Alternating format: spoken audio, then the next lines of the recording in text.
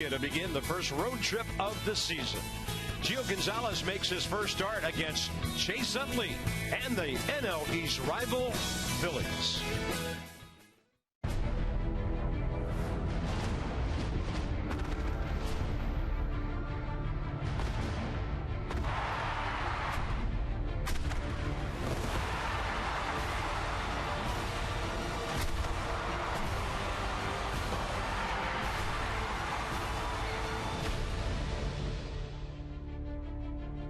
Spring flowers outside a ballpark where the Nats did struggle last year. They went 3-6 against the Phillies at Citizens Bank Park. We've got some Nats fans traveling to help out the boys this weekend, and maybe getting on the road, they can block everything else out and play some good solid baseball. Bob and FP, season not off to the start we all expected. The word right now for the weekend is clean. How about some clean baseball here? Yeah, when you and I do something dumb or say something dumb or, have a misspeak, and during the commercial break, we'll look at each other and say, tighten it up. Tighten it up. Right now, the Nats have to tighten it up because of the injuries to their 1, 2, and 3 hitters. And when you look at the numbers, the 6 runs scored unearned. I mean, right now, they have to play good defense. Ian Desmond, in his usual April scuffle, he's got to tighten it up. But I'm talking about the little things offensively, like moving runners, leadoff doubles have to score every time, making all the plays on defense. They have to play good, clean baseball. They have to tighten it up, no matter who they're playing, and the Phillies are struggling big time right now. Yeah, the Phillies have made 5 errors, gave up a bunch of unearned runs to the Red Sox. Ryan Howard, 0 for 11 career against Gio, not in the lineup tonight. And Gio Gonzalez had some weight in the offseason. He's got that late hop to his fastball. He's healthy again. He's happy again, hugging everybody in the clubhouse like he did when he won 21 games. So against a struggling Phillies lineup, look for Gio Gonzalez to have a big night. Gio finished 14 well to get back to 10-10 with a 3.57 ERA. The Phillies were the first organization he was ever with, and career he's 6-4 against them. Looking to get the weekend and the road trip off to a great start.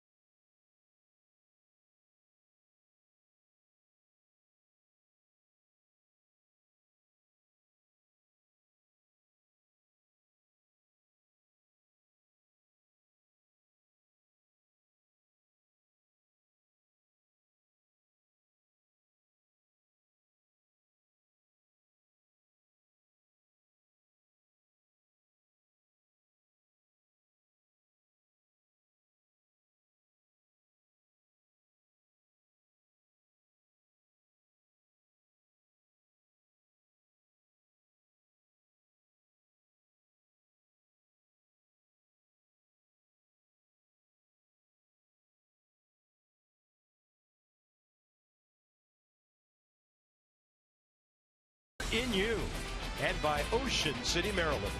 Put your vacation days to good use in Ocean City, Maryland. Book now at OCOcean.com. Cool night in Philly, but it's actually warmer than it was this afternoon. The Fanatic is here. He doesn't have to worry about Jason Worth stealing his keys tonight, which was one of the great moments a couple of years ago here. Jason's in Woodbridge with the Potomac Nationals. We've got cloudy skies. There have been a few sprinkles around town today, but really not that bad. 59 degrees, slight breeze blowing to right. Considering what we heard the forecast might be, all's well, at least for now. We though cannot see the top of some of the buildings in the downtown skyline. Nats and the Phillies are both 1-2. Phils played Boston here to open the season. Ryan Zimmerman, a 15-game streak against the Phils. He's always hit well against them, hitting .317. Grady Sizemore, something about that lefty-lefty matchup, 7 for 14 against Gio Gonzalez with a bunch of extra base hits. And Bryce Harper, in his career in March and April, hitting very, very well. Now, last year, Bryce had a hard time against the Phillies. He struck out against his ball club once every 2.39 at bats. So he'd like to tighten things up against this Philadelphia pitching staff tonight. Phillies take the field with a former Nat on the mound, Jerome Williams, who was with Washington for 6 starts back in '07. He had made 14 appearances at AA Harrisburg, 1 at the Nationals then AAA in Columbus. And here he is a long, long time later back in the big leagues. The Nats lineup hitting just $177 so far. Tyler Moore 0 for 6. Maybe this ballpark is the tonic his bat needs.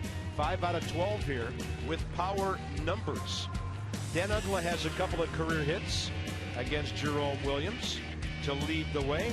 And here's the former Net, who in the big leagues is 48 and 54 career. Yeah, he'll 2-seam the fastball, 4-seam the fastball, cut the fastball. So he's got 3 different kind of heaters. It'll run up there 89 to 91. And a changeup and curveball to go with it. 4-2 with a 2.83 and 9 career starts for the Phils. His final spring training start gave up 6 runs on 9 hits and 5 2/3. Get this, folks. He gave up 17 earned runs in 20 2/3 spring training innings. So did not, I repeat, did not have a good spring. And we always talk about the fact those numbers don't mean that much, but when they're really, really bad numbers, there is concern. Well, look at that defense for the Phillies. My, how times have changed. Sizemore, Revere, Francoeur the outfield, Galvis Blanco the left side, Utley Ruff the right side, and Cameron Rupp behind the plate. I mean, we were writing our lineup cards out today, and it just was kind of shocking for us to not see a Jimmy Rollins. I almost wrote him into my book by mistake, by the way. Carlos Ruiz with the night off. Ryan Only Howard. Missed by 2,000 miles on that one, didn't I? Close. Bob Davidson, the plate, David Rackley, the crew chief, Jerry Lane, Hunter Wendelstedt around the bases. There's Jerry Lane. Michael A. Taylor leading off for the Nats against Williams. These two matching up for the first time, and that's a fastball sinking a little bit low.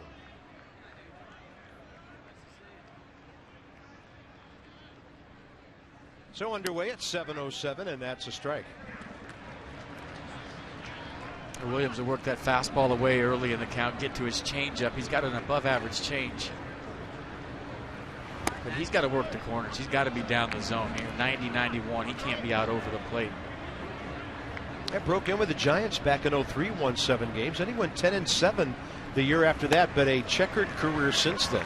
In fact, he was out of the big leagues from the time he pitched for the Nats in '07 till the time he reemerged with the Angels 4 years later. 33 years of age now. He was a waiver pickup by the Phils last summer. 2-2 pitch. Taylor gets a piece.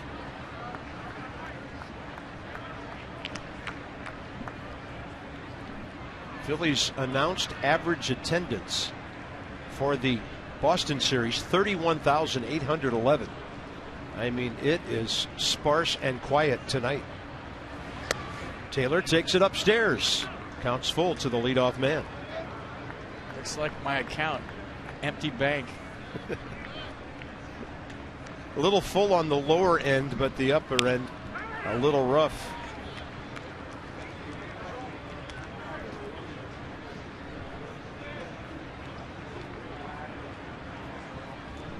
Well, now they've just announced that they gave us the wrong umpire rotation. It's David Rackley behind home plate. Good time to find that out. And Taylor rams one to left. If it's fair, see you later. The Nats on top on Michael A. Taylor's second big league home run. And that was a rocket.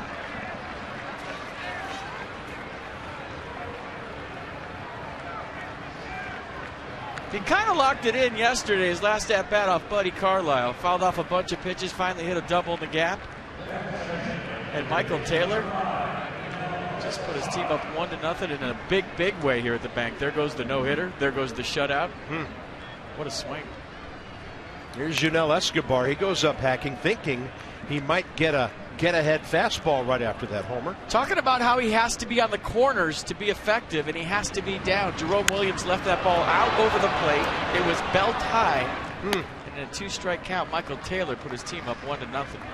His other Major League homer against Carlos Torres, August 12th at Citi Field last summer. That was opposite field. This one, dead pulled down the line. 0-2 to Escobar, who is 1 for 7 career, by the way, against Jerome Williams. And 2 for 10 with a couple of walks to start the season. Target in. He misses on the other side.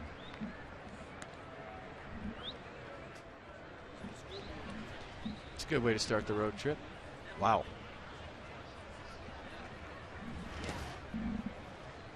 Last time Jerome Williams pitched a full season for one ball club, the Angels, in 13.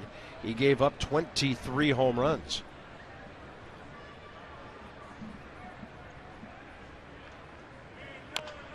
And right in front of the plate, pouncing on it, Cameron Rupp, the backup to Carlos Ruiz, who's not in there tonight. First out of the ball game with Bryce Harper coming up. This is a good matchup for Bryce Harper. Had that tough day against Matt Harvey. Elevated fastballs, but if you're throwing low 90s, you are not going to get the ball past Bryce Harper. You're going to have to be on corners, throw off speed early to him. This could be loud.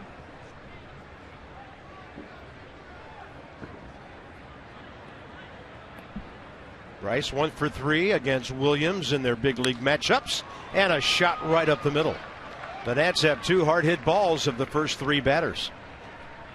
Yeah, I don't think Jerome Williams has a whole lot for Bryce Harper tonight. He'll take the single first time up, right on the screws, right back up the middle. Nice swing. Bryce off to a good start, FP. He's now 5 out of 12. Yeah, had a rough day, like I said, against Matt Harvey, but that's nothing to hang your head about. Sometimes you got to tip your cap to a good pitcher. Bryce right back on the horse tonight, 1 for 1. Well, here's Ryan Zimmerman with that 15-game hitting streak against the Phillies, going back to early last year. Considering the time that Ryan missed, probably into the latter part of 2013, that streak goes back. Off to a 1 for 11 start with a game-winning home run on Wednesday.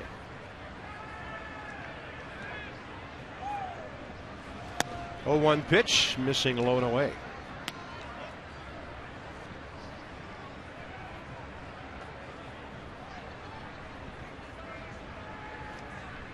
They give Ryan left center. There's a good arm in right field in Jeff Francoeur. And there's a fly ball that way. Utley out, Francoeur in for the second out.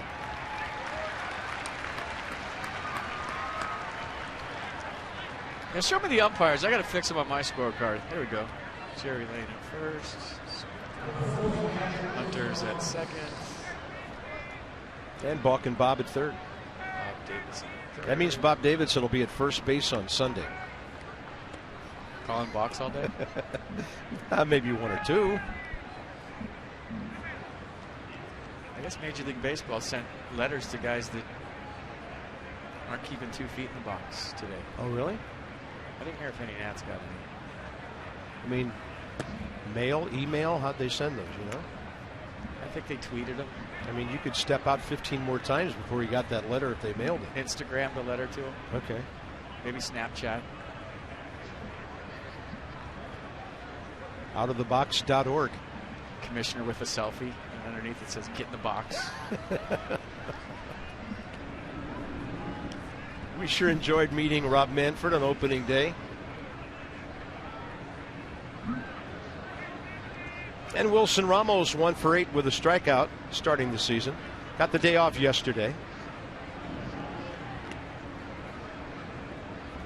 0 for 1 career against Williams, with Desmond on deck if it goes that far here in the first inning. Nationals have now hit 3 homers on the year. Harper, Zimmerman, and now Taylor. There's certain pitchers you pick a side of the plate if you're a hitter, guy that works the ball in and out. Hey, tonight I'm going to look for it away. I think with Jerome Williams, it's all you do is tell yourself, elevate it. Because you see how his sinker kind of has some late dip to it. And you're looking at something belt high, in, out, doesn't matter. He doesn't have velocity where you have to look to a side. 2-0 pitch, and he threw him a 2-0 changeup. By the way, we're also on Masson as well as Masson 2 tonight, so welcome to those folks. Orioles had a rough opener at home today. Toronto, a good hitting ball club, put 12 on the board, won 12-5. Bryce looking like he wants to go. On the inside edge.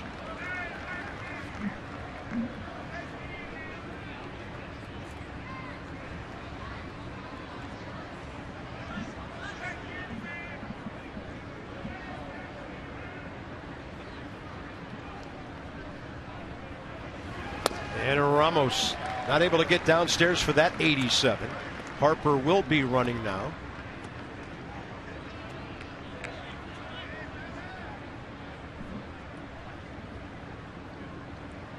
Chase Utley, you can see a couple of steps onto the outfield grass on the offside at second base.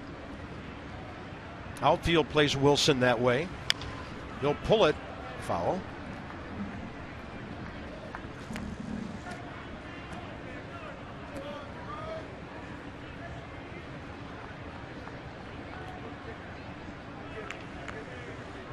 Dirty Uni, first inning. That's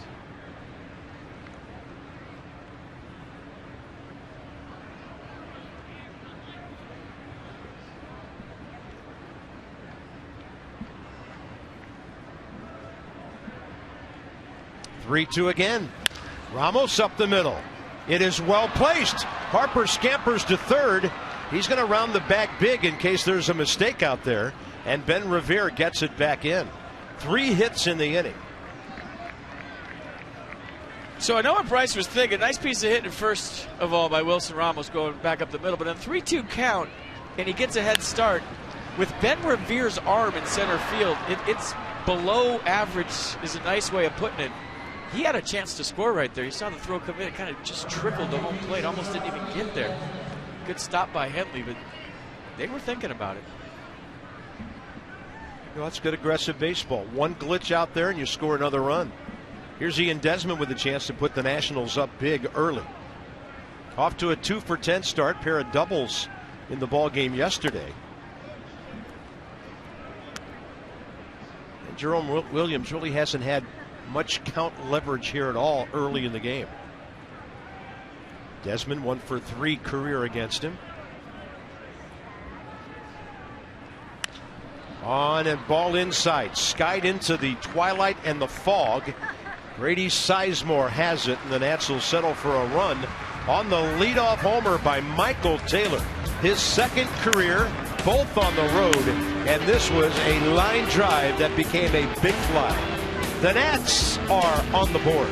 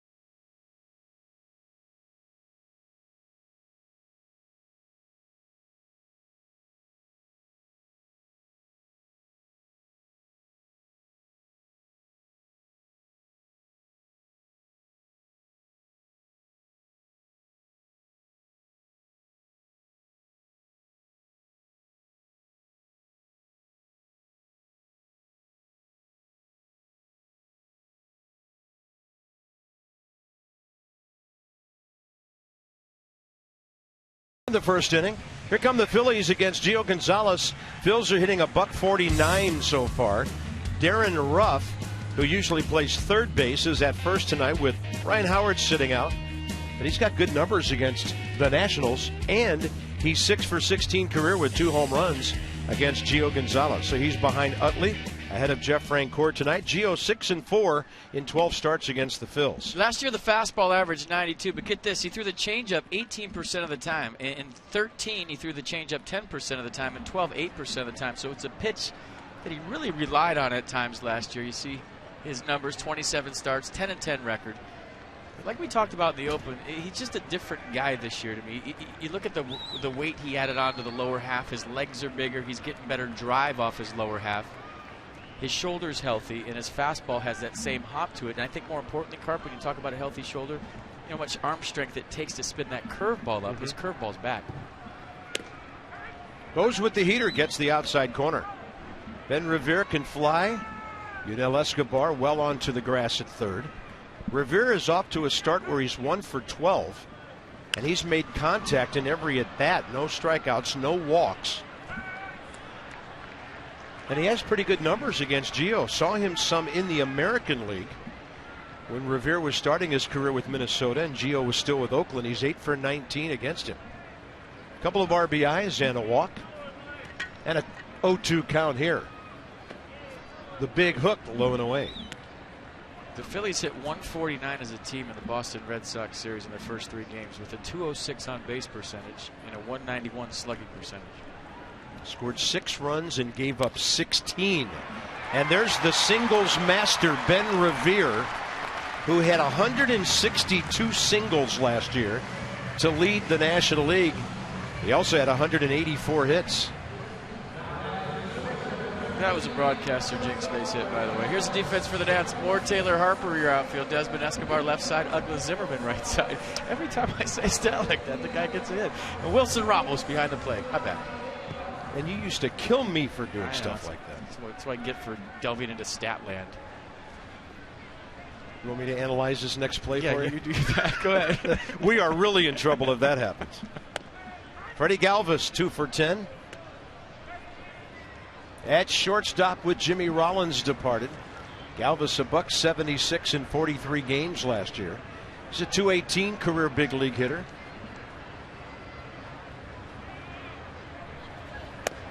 His left foot isn't in the batter's box. He's taking that new rule to the extreme. Watch when he gets in his stance. He's so open that his left foot is actually on the line. Watch when he gets in the box. He sets up there. Then he keeps going open, open, open, even more, and he's out of the box almost. Look at that. Inside and Revere holding. Ramos keeping it close enough. Let's go inside the numbers with STG. Here's that quick close to last season I talked about in our opening segment. Gio had 7 quality starts, had 5 decisions, 4 wins. The league hit under 200 against him. Walks and hits per innings pitch, very low.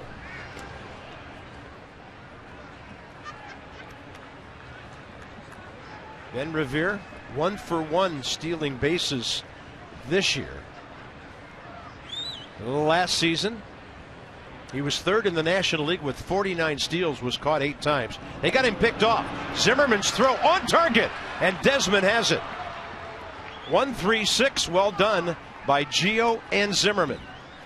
Well, check that box right there. And it was something I wanted to see early in the season. And you knew with the way Ryan Zimmerman ended his career at third base with the throwing difficulties that with Gio on the mound this year being a left-hander, speedy runners were going to test Ryan Zimmerman and go first move on Gio Gonzalez. They want to see, the league wants to see if Ryan can make that throw. So the first time he's challenged with it, he puts it right on the money. And Ben Rivera's caught stealing. That was nice. I mean, if you saw his arm last year at third with the shoulder difficulties, you almost have to do that early in the season and test him to see if he can do it. And then a walk to Galvis makes that play look even bigger. Lefty-lefty matchup coming up with Chase Utley and then Darren Ruff, the right-handed power hitter.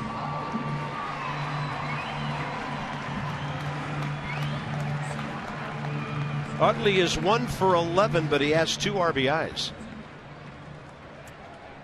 And against Gio career, 3 for 17 with 3 batted in.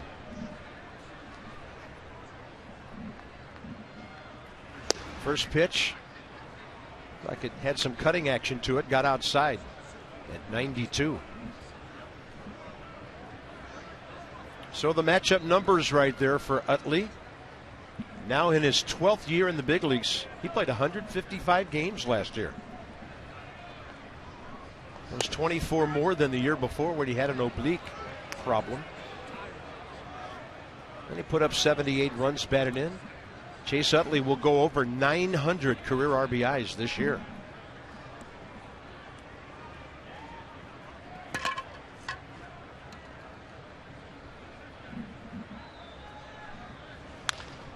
Bouncing ball. Handled by Ugla. And Desmond on the slow roller. Really not any chance at all for a relay. It's a small thing, but it's a big thing. And I want to show you Ryan Zimmerman and his throw and how he came and met the baseball. Watch him come to get the ball. So now he's going to cut down the distance. See how he's running toward the baseball on his throw, and he's going to cut down the steps that Ben Revere gets on the first move. What Ben Revere did is he just guessed and went as soon as Gio picked up his right foot. But Ryan met the throw, caught it on the run with momentum to second base, and a perfect throw to Ian Desmond. That's how you do it. A lot harder for a right-hander than a left-hander. Yeah, that throwing lane's not as wide from that right side. And that's another reason why you come meet the ball is you create a nice open throwing lane, and the runner's not a factor.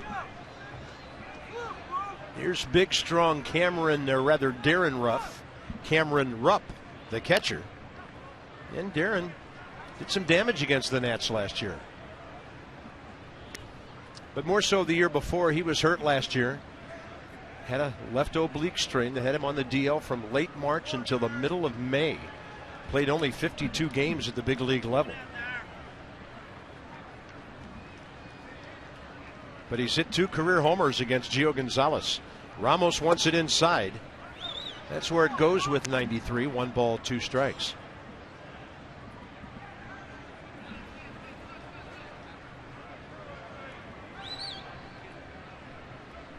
This man is large, 6'3", 248. 20th rounder out of Creighton 6 years ago. Breaking ball, Ramos blocks.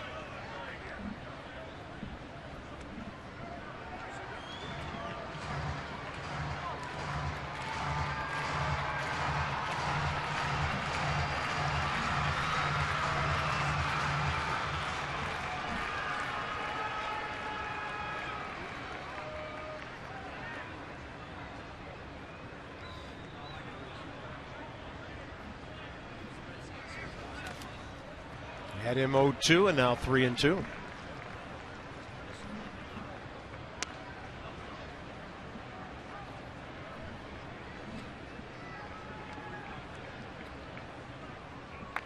Ryan Zimmerman will hold Utley for now.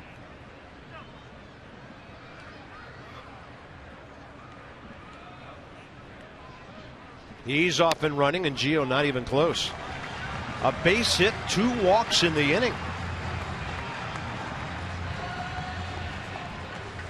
And that'll bring up a guy we haven't seen in the National League in a number of years, Jeff Francoeur. Last time we saw him in the National League was with the Mets in 2010. He's made stops in Texas, Kansas City, and San Francisco since then.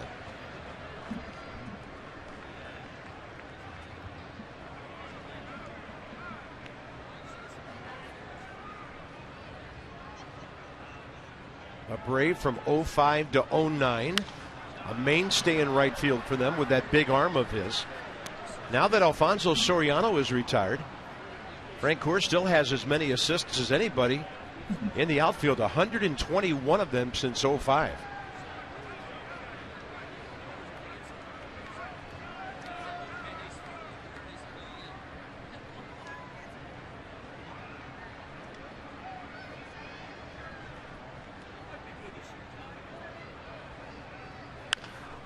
And a bouncer, 2 hops to Desmond, belt high, over to Ugla.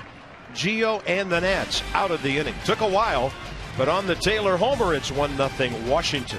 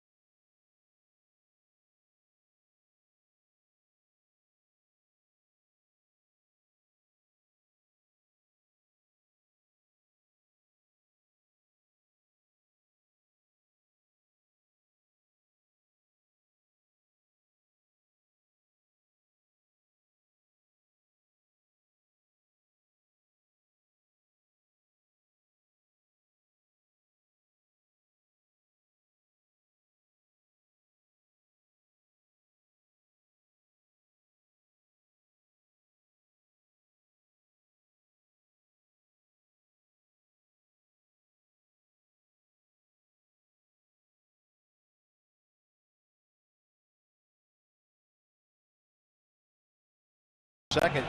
And for those of you who just returned from the space station, the Nats will be hosting the All-Star Game. We are so excited for 2018. Be a part of this once-in-a-lifetime experience, and the best way to get tickets, get first priority by becoming a full season plan holder right now.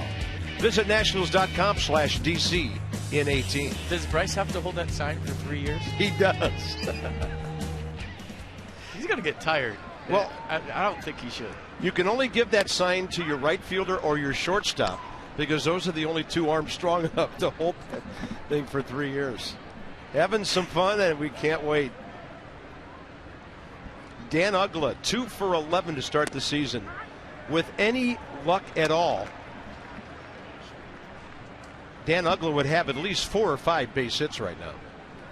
And look at this, a dramatic shift against a right-handed batter with Chase Utley over there. Uggla went for one of the dirt, and the throw down to Ruff for the out. When the Nats win, everyone wins. And this season, when the Nats win and score 7 or more, you get 50% off regular menu online orders at papajohns.com. Enter promo code NATS50. That's at participating D.C., Maryland, and Northern Virginia Papa John's. Better ingredients, better pizza. Papa John's, official pizza of your Washington Nationals. Matt Williams watching Jerome Williams against Tyler Moore. That was his first strikeout of the night.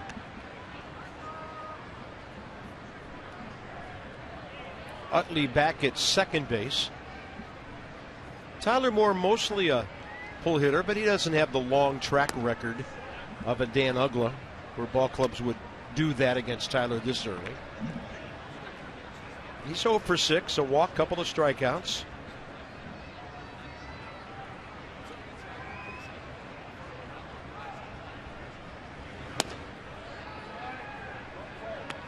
And I've talked to hitters over the years, P, when they come in here and they go to Cincinnati, some of the guys who go to Fenway, it is so hard to just get dead pull out of your mind. You've still got to get good pitches, take intelligent hacks, and use the ballpark.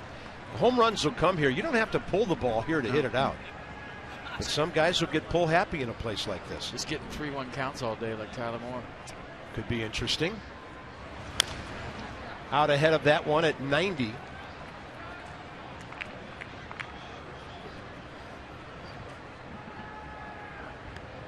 And pitchers will tell you the same thing. They can't be afraid to pitch inside in places like Philly, Cincinnati, and Boston either. You got to get guys off the plate a little bit at least.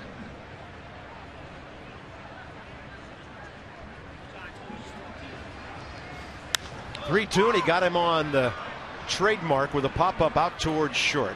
Freddie Galvis. 2 down. Early season power for Gio Gonzalez in the last couple of years. He has a 3-year home run streak going on. April 3rd of 13 at home. His first start of the year, gone. A no-doubter into the second row. And then at Citi Field last year, Bartolo Colon, that ball hit the railing above the orange line. Gio wasn't convinced, so he went home very quickly, and couldn't blame him for that. First start of the year, gone. Can he do it again? Man.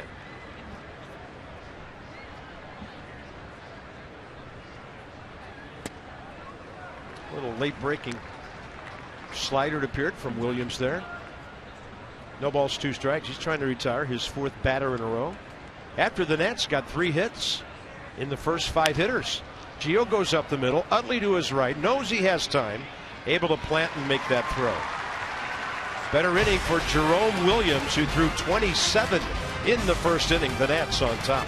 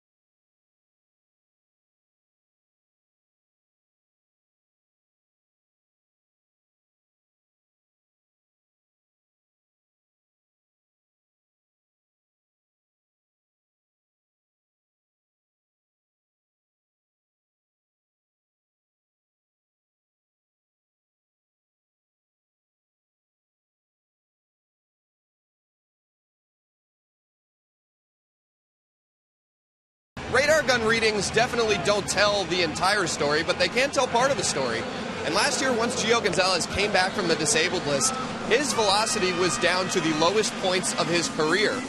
Gio said that he felt fine at the time, but it was pretty clear that he wasn't his normal self. His velocity dipped in May and June with all his pitches, with his fastball and curveball numbers down at the lowest speeds of his career. The velocity then slowly built up as the season went on and Gio got stronger. Gonzalez has said in spring and now that he feels 100% at this point, and Nats talent evaluators were really happy with what they saw from him in spring. He can get full extension now that that shoulder is healthy. He can get on top of the ball, and his velocity is back up as well. That curveball looked great in spring, guys, and that'll be something to monitor early on if that Gio curveball gets back to the way that it was before his shoulder injury. Thank you, Dan Kolko, with our Coons.com sideline report. When you're talking cars, you're talking Coons. And the velocity that Dan's talking about, it's the glove side fastball for Gio Gonzalez. When he's throwing fastballs into right-handers in their 90, 91, that doesn't rush you as a hitter. But when it's 94, 95, and it's got that late hop on it, that giddy up at the end, now I have to start my swing earlier. What does that do? If I have to cheat and start my swing earlier, it opens up his off-speed, and his curveball is more effective. So when Gio Gonzalez won 20-plus games, it was because he established that fastball in at 95 miles an hour, and that velocity is important because as a hitter, it makes you cheat, it makes you start earlier. Grady Sizemore got back to the big leagues last year after not playing for 2 years. He was in the Red Sox opening day lineup in center field. Hit just .216 for them. They designated him for assignment June 17th, then released him, and the Phillies signed him a week later. He hit .253 here in 60 ball games. When he was healthy with Cleveland back in 07, 08, he was one of the best players in the American League. That's a low fastball in the zone for a strike. Mercedes-Benz will track it. Bottom of the zone. And a 1-2. The big curveball. Sizemore hits it well the other way. Tyler Moore drifting with it. Grabs it near the edge of the track. Inside the numbers with STG again. Last year against the Phillies, hardly could win a ball game, dominated everybody else. And that's how the Phillies came from behind to win the season series 10 games to 9. But we know who went to the playoffs.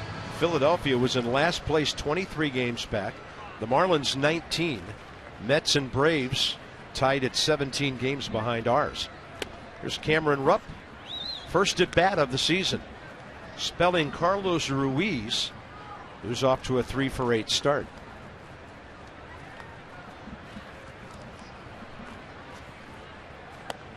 Yeah, there's a lot of talk about repeating your mechanics, and the more I learn about pitching, there's never two windups the same. There's never two release points the same. There's never two swings by a hitter that are the same. What you want to do is just be consistent. Down to third for Escobar. And what I mean by consistent is your eyes take you to the target. And the more still you can keep your head as a pitcher, just like a hitter. If you keep your head still as a hitter, you're going to see the baseball. You're going to make better decisions. You're going to be more consistent with your contact point. And same thing with the pitcher. The more still you keep your head throughout the delivery before you drive toward the plate and your eyes on the target, the ball's going to go where you want it to. So when people talk about repeating mechanics, you could look at a free throw shooter and really break it down in Exmo, and really no two free throws are ever shot exactly the same. There's no two swings that are exactly the same. There's no two windups that are exactly the same. But it's about being consistent and being able to make in-game adjustments on the fly and not get all caught up in your mind about mechanics. The hitter, Andres Blanco, who's playing third base tonight. Dan Uggla throws him out, and a really nice 1-2-3 bottom of the second for Gio working with the lead. Taylor's next.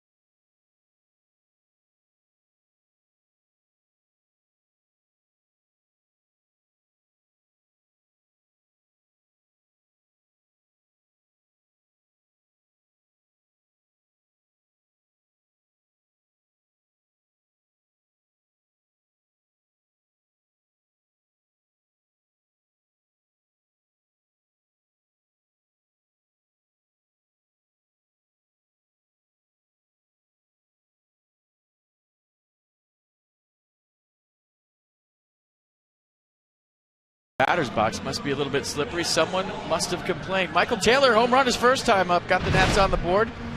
There goes the no-hitter in a big way. Got a fastball in the inner half.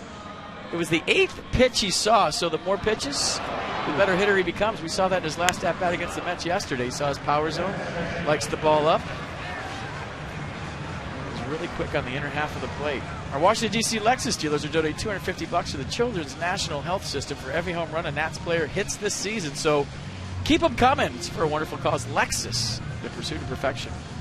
They are taking a long time getting the batter's box. Yeah, Jerome Williams hasn't been able to do his warm-up tosses yet. So to Cameron Rupp he goes. It'll be Taylor, Escobar, and Harper here in the top of the third. Citizens Bank Park opened up in 2004. Has a capacity of 43,651. They built a new ballpark here just in time for that team of theirs to get real good for quite an extended period of time here. So the other night, Ryan Zimmerman hit a home run on a fastball in. Yeah. He didn't see a fastball in the rest of the night. Michael Taylor, first time up, hit a home run on a fastball in. Probably not going to see a fastball in the rest of the night. And this is the process of elimination that you go through as a big league hitter. You look somewhere else now. You've eliminated that pitch if you're Michael Taylor. So you're looking for something away. You're looking for something soft. You totally disregard the inner half here.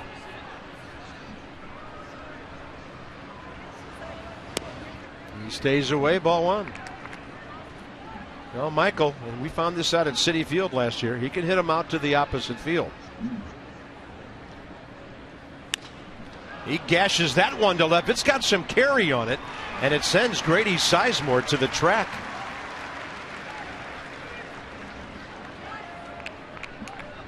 Jerome Williams, night starts with the Phillies as STG. Takes us inside the numbers. He was 1-1 in Texas, 1-4 with Houston. Came over here, made 9 starts, 2.83 ERA. His career record is 48-54. It's his 129th career start. 193rd overall appearance. He was born in Honolulu, and he was the highest player drafted out of high school, out of that state, when that happened about 13 years ago. Here's Escobar, who dribbled one in front of the plate first time. Cameron Rupp picked it up, the catcher, and threw him out. Escobar didn't just step out. He got time from David Rackley as he thought Williams was trying to quick pitch him a bit.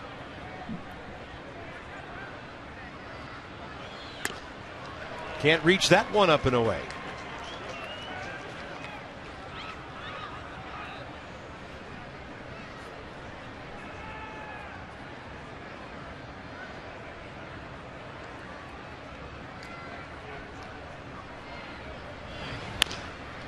Two hops to the shortstop, Freddie Galvis.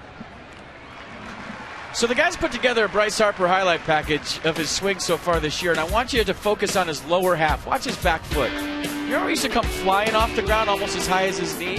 This is the balance he has this year. You see it staying on the ground, so just focus on his back leg, his back foot. It's not flying in the air. You know why? Because he's spread out, he's on his legs, and he's not jumping at the pitcher, so all of his weight isn't transferring to the front side. It's more 50-50 in the middle of his swing. So now, like I said, getting back to Gio and his head staying still, his head is staying still, and that's why he's seeing the ball big. Yeah. And making good decisions and hitting everything on the barrel. I noticed on those replays, when he hit the ball the other way, the foot never left the ground at all. On the ones he pulled, just a little bit, but nothing, as you say, like it used to be. And the 0-1. Bryce identified the off speed. Nice batting average, .417 to start the season.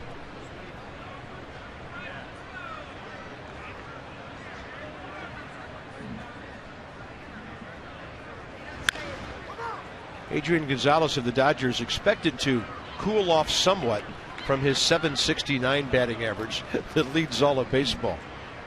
Yeah, he's doing pretty good. Adam Lind of Milwaukee hitting .600.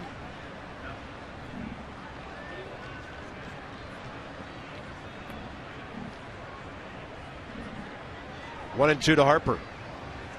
Target away. He just kind of spits on that pitch. And when Bryce is going well, we see him not even make a move toward pitches, even if they're borderline away. I mean, honestly, I've marveled over the years at how much his head moves and how much jumping he does and still makes consistent contact. And that time Williams dumped one down and away to strike him out. 2 Ks for Jerome Williams, who has gathered himself since the Taylor leadoff homer.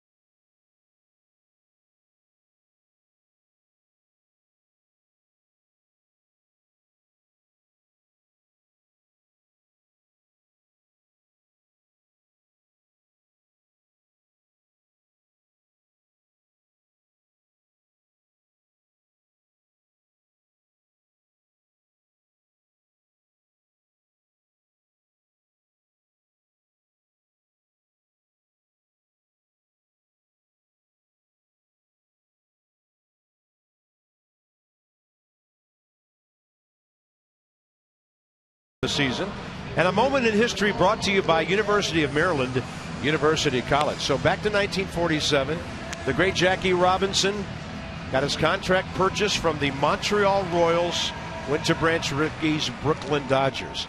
The Senators in 61 lost their first one 4-3, and first game as an expansion team.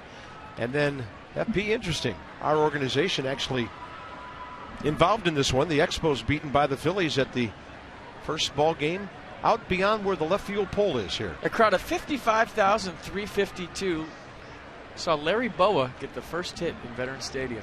There he is. Great guy. The largest in the history of Pennsylvania ever to watch a baseball game at that time. They took back their state. Nice. Yeah, that was one of the big old multi-purpose stadiums. Eagles played over there. They had professional soccer over there. The old Philadelphia Fury, and a lot of other events too. That was back in the age of the cookie cutter stadiums here: Atlanta, Cincinnati, St. Louis, Pittsburgh. Jerome Williams is a 119 career hitter with 4 RBIs. I just don't know how Larry Boa can sit there as a bench coach now and not argue. I mean, got to be tough. Famous for his arguments with umpires. Short fuse. Scrappy shortstop. I got to work the Little League pre-World Series regionals in Indianapolis with Larry about 10 years ago. Swing and a miss on a good sinking fastball by Gio. And it was amazing to me the way the Little Leaguers were attracted to Larry Boa. I mean, he spoke to the kids. He just had them mesmerized. They can identify with a guy like him. Probably because he looked the ball right in the eye. Yeah. I got to tell you this. Watch me or else. He's same height. Great baseball guy. Tough as nails. Good manager. Amazing career. Amazing. And he gets so frustrated when guys don't play the game hard nowadays. Had some controversial comments last year saying on a radio show that he thought the coaches cared more than the players. He wore it for a couple days after that. But hey, he'll tell you what he's thinking. He's not afraid. Well, Ben Revere, 2 for 13 on the year. Pulled a base hit to right field first time. Gio had him way out ahead with 85 right there. Took him way off balance. Ben Revere hit a couple of home runs last year.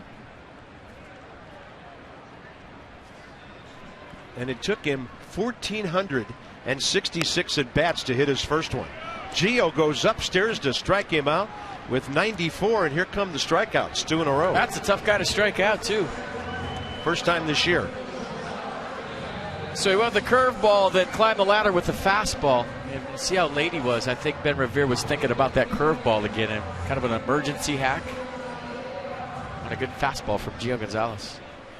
Next up, Freddie Galvis, who walked first time, right after Gio, with the help of Ryan Zimmerman, picked off Ben Revere. He's looking all business here in the third inning. Getting into his rhythm now. Yeah.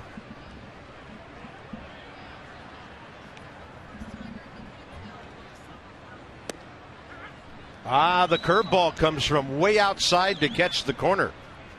0-2. Best hook of the night right there. And then the heat hit the other way and drifting out of play.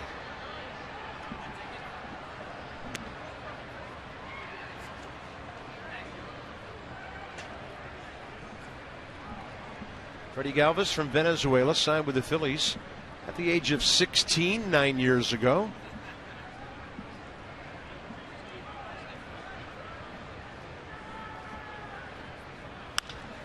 Nice swing into the corner. Ball hits the lip of the grass and stays down. Harper up with it. It's a rocket, but it's offline. Freddie Galvis is on for the second time. I tell you, it's going to be fun every time Bryce Harper picks up a ball down the line and right. Yeah, this one you thought would just go down the corner. Like I said, nice swing right here by Freddie Galvis. Ball up from Gio Gonzalez, but he does a good job of no stride, 2-strike hit, putting the ball in play.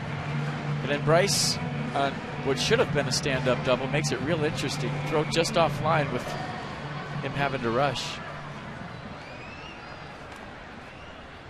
Chase Utley.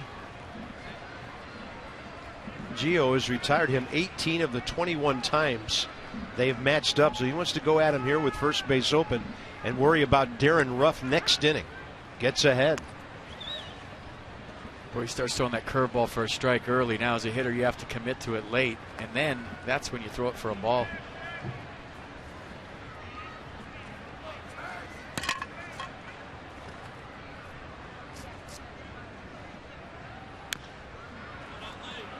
And you see the fat carp that he threw that curveball for a strike and strike one. Now an 0-2 count. He can throw it for a ball way outside, and Chase Utley has to at least think about it because he showed him he could throw it for a strike. And I think that's what they're going to talk about right here. Do you want to go fastball in first and then curveball away, or do you just want to go to the well right now with that curveball away? Yeah, and Chase Utley's been known to dive out over the plate. He gets hit by a lot of pitches. Back in 07, John Lennon broke his wrist with a pitch here.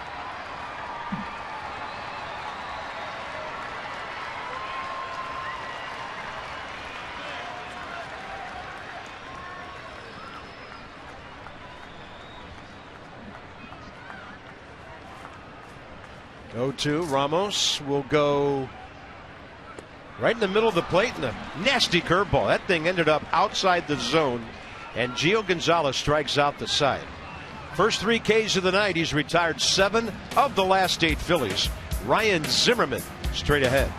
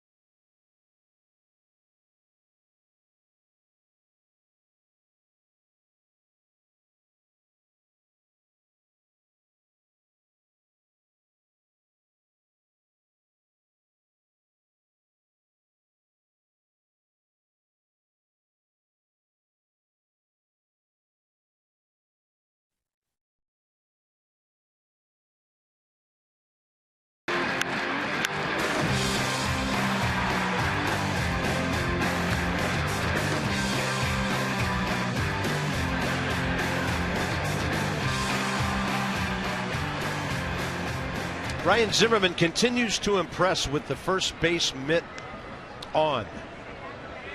Mazda do-ups here, top of the fourth, what they did last year here. Ryan building that 15-game hitting streak against the Phils. Wilson doing some power damage, and Ian Desmond driving in 4. First pitch breaking ball from Jerome Williams, 51 pitches, 33 strikes. The Nats had 3 hits in the first 5 batters and not a base hit since. He's retired 7 straight.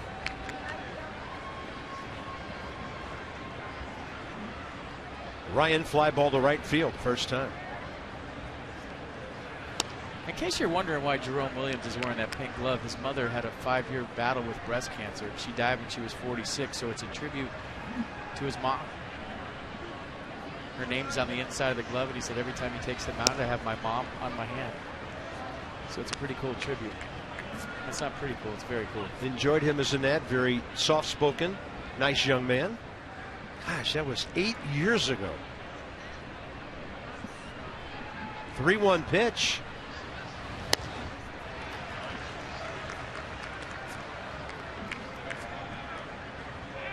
Got to be real careful against a guy like Williams. Just kind of letting him expand your strike zone.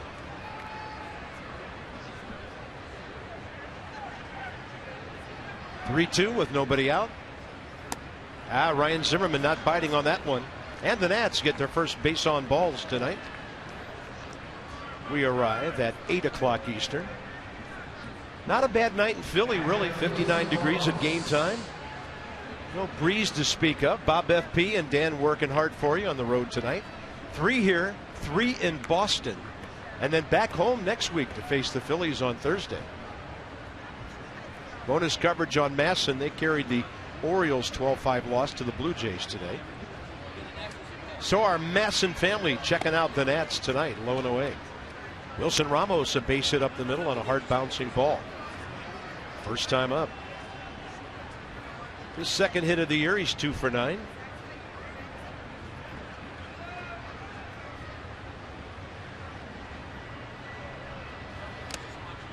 And Ramos just can't get it.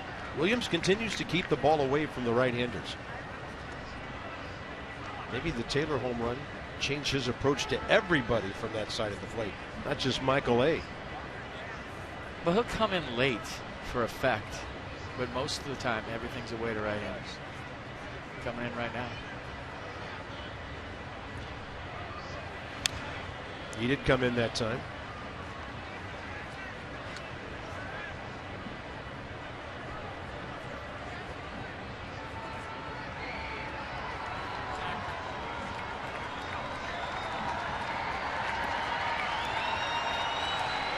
Sally Buck passed away in August last year, and that's why the Phillies are wearing that SLB on their uniforms to pay tribute to Sally.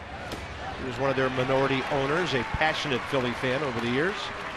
And Williams strikes out Wilson Ramos, his 3rd K. Treat your clients, employees, friends, or family to an amazing outing at Nats Park this year. New for 2015, brand new fan experiences can be included with your group outing, like watching batting practice from the dugout or holding the finish line for the president's race and getting trampled by a president. Call 202-675-NATS or nationals.com/groups for more details. You could get run over by Abe. Desmond gets one over the reach of Galvis. Into the gap, heading for 3rd. Ryan Zimmerman, Desmond into 2nd, out. And he can't believe the call of Hunter Wendelstedt. That's a costly out with the runner at 3rd. Now 2 down. Matt Williams going to come out and talk to Hunter Wendelstedt while Randy Knorr, I would imagine, is on the phone to the clubhouse. He looked out from here, but I'm 0 for like 10 already this year. What do I know? Matt Williams taking a peek back. Boy, that's close. Tagged him on the back foot, so that's interesting. What do we got here on this one? Huh. Yeah, if he missed the front foot, Desmond appeared to be safe, but the Nats will not take it any further.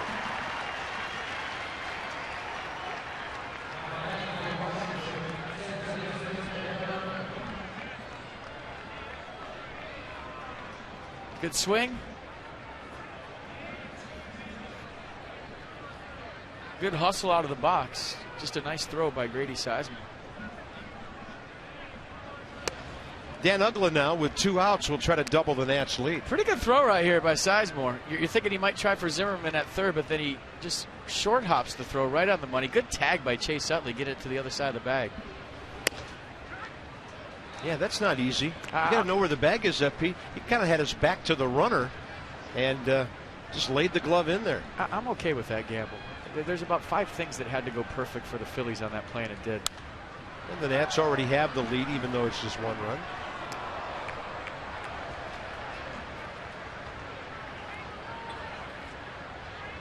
Dan Uggla struck out swinging on a pitch in the dirt first time. The shift is on. Any kind of little dribbler past the pitcher will score a run because there's basically no second baseman.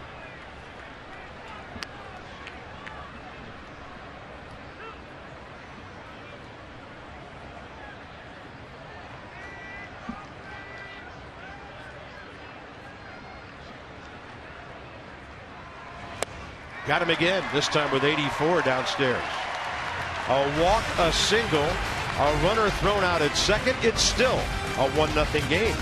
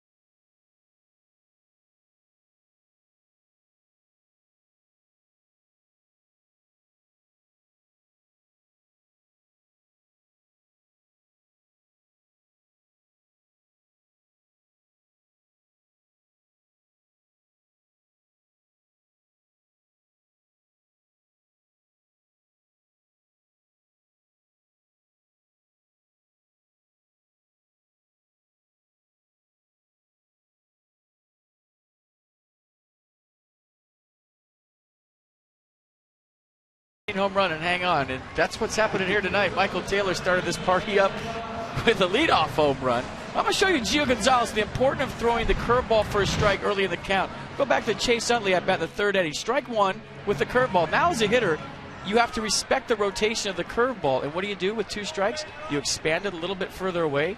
Chase Utley, because strike 1 was a curveball, had to offer at it. That's just good pitching by Gio Gonzalez. If you get that curveball early in the count, he's going to continue to have a good night. 4 strike. 44 pitches, 29 strikes. Like that. First pitch curveball catches the outside edge. He threw one of those to Freddie Galvis to start off that right-handed at bat. Darren Ruff walked first time. Out of play, right side.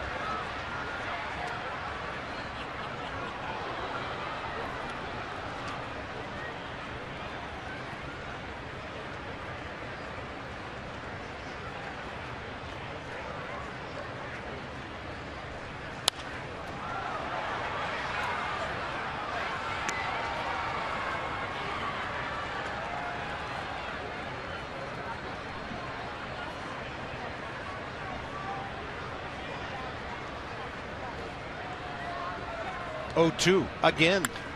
Off speed out to Desmond. Ian got behind it and guns it to Ryan Zimmerman. First out, 4th inning. Here's our next 5. Tomorrow night here in Philadelphia, good pitching matchup with Doug Fister and Cole Hamels. Cole got knocked around by the Red Sox in his first start of the year. And then on Sunday, it'll be Max Scherzer back to the mound for the Nats. against Sean O'Sullivan. Then it's on to Boston. Their home opener Monday, night game Tuesday, day game Wednesday from Fenway Park. Speaking of those two teams, did you hear what Jonathan Papelbon said about us?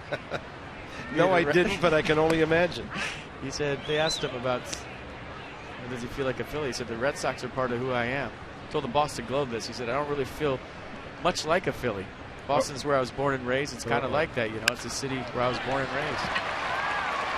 And I'm sure Philly fans did not love hearing that. Well, he tried to talk his way out of town last year, and they couldn't deal him anywhere. It's just the latest Papelgate here. In 2013, he said, I didn't come here for this. You remember last year the crotch grab with Joe West. So, I don't think he likes it here.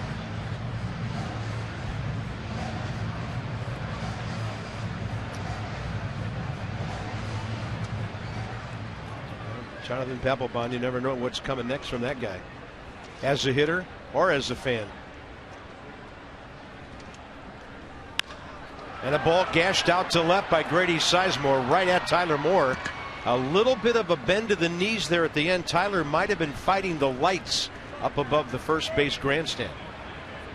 2 outs. Papelbon, by the way, 39 saves here last year. He's at 38, 29, and 39 as the number 2 all-time Philly save guy.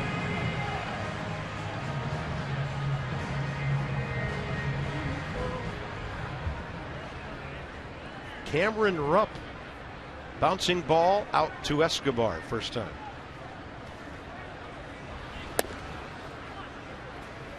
Didn't they ask him in his locker the other day if he felt like a Philly? And he said, what's a Philly? And they said, it's a horse. And he goes, do I feel like a horse? Is that what you're asking me? No, I don't feel like a horse. And they just went back and forth.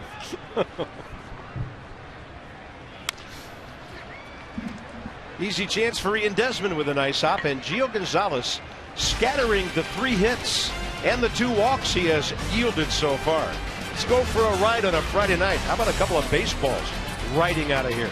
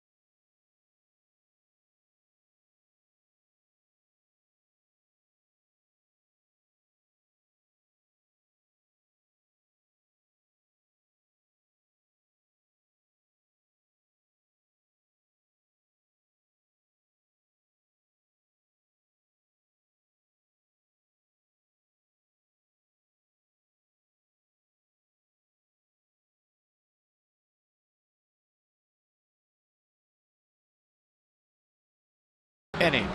Join the Nationals on Friday, April 17th. They host Military Appreciation Day as part of this season's Patriotic Series that's presented by SAIC. All active duty, dependent, reservists, and retired military members can receive 2 complimentary game tickets per military ID. That's while supplies last. Tickets will be available at Nats Park ticket windows on Potomac Avenue near the Blue Tent beginning at 4 p.m. That is awesome. Love it. Downtown skyline in the fog up there somewhere to the north of us. Here we go, top 5. Tyler Moore, then Gio, and then Michael Taylor. Jerome Williams, 67th pitch of the night. He's thrown 41 strikes. 1 hit since the Ramos single back in the first.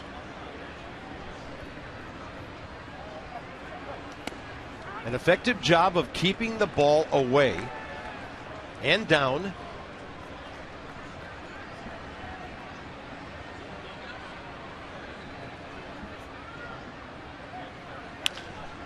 And this one to short on the ground for Freddie Galvis.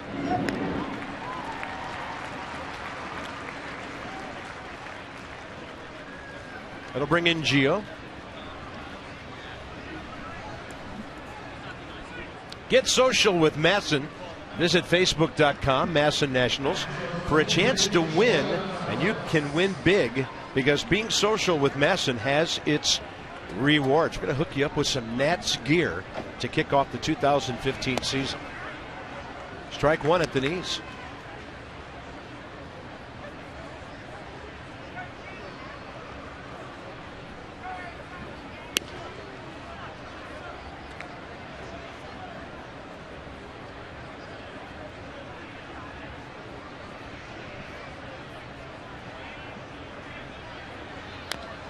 You talk about Jerome Williams keeping off balance. There's a big difference in working through the Nats lineup when it's healthy and working through one that's, hey, these are big league hitters and everybody's a major leaguer here. But, you know, when Denard Span's going to put a 9 or 10 pitch at bat on you to start a game, when, you know, Anthony Rendon's going to do the same thing behind him, and then Jason Worth hitting third is good. I mean, now as a pitcher, if you're going to have a good night, you really got to work. And we saw it last year. You know, there's a lot of first pitch swinging going on. There's a lot of first pitch balls put into play. It's not the same lineup that you're going to really have to work through when they're healthy and it's 1 through 8 like it was last year. 2 quick outs. Mercedes-Benz will track a front door breaking ball. Gio says, I'll take that. Thank you. Yeah, I'll walk away if you give me that call. Top of the order, here's Michael Taylor, the difference in the game. On the 8th pitch of the ball game, a rocket down the line and left for his second big league home run.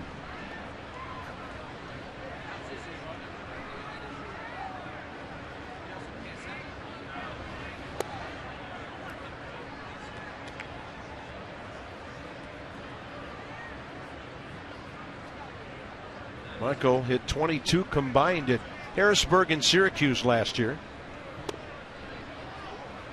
Inside 2-0. Well, he's been seeing the best all night.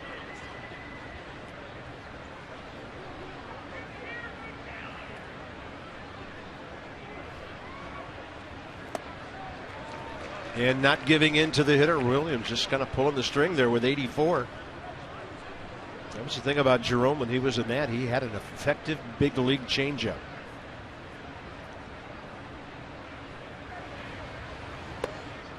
Ball 3. It's more like a BP fastball. You know, when you throw 89 and your changeup's 84, you're really just kind of adding and subtracting. He's trying to get a rollover to the left side.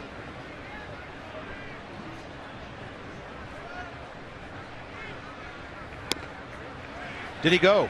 He did, says Jerry Lane.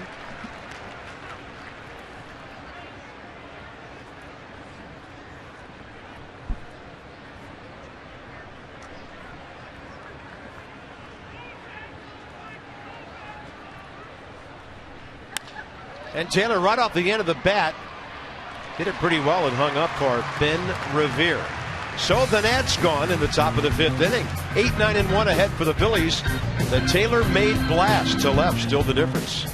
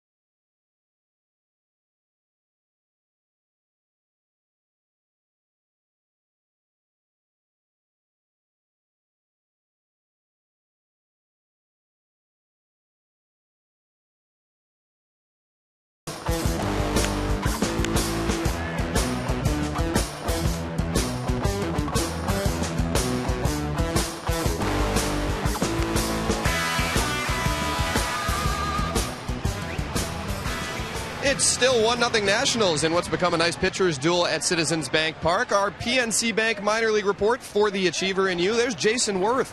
Started his minor league rehab assignment at High 8 Potomac last night. Played 7 innings, went 0 for 2 with a walk and a strikeout. Was going to play a full 9 innings tonight. The game was rained out. He will play all 7 innings of the first game of a doubleheader tomorrow, then play a couple innings as a designated hitter in Game 2, working his way back, guys. And a ball hit a long way to right center off the bat of Andres Blanco. Picked up by Michael Taylor out there. And the Phillies have their second double of the night and their second leadoff hit. Thanks for the update, Dan. And hopefully we'll see Jason Worth on this road trip. Maybe see him in Boston. That'd be great. Probably sitting at home tonight watching the ball game as he watches Andres Blanco go shopping at the gap for a leadoff double here in the 5th. Big at bat for Jerome Williams. They try to move that double to third base with a bunt. Yeah, the Nats unable to get anything going against Jerome Williams now. Every 90 feet becomes important. Williams has 23 career sacrifice bunts. Escobar pinching in from third. He takes a jab at it and fouls it straight back. Ryan Zimmerman on the charge from first.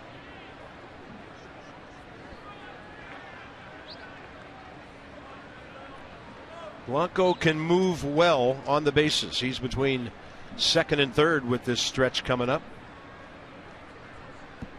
Williams doesn't have to make a great bunt to move him. Steps up in the box, bends the knees.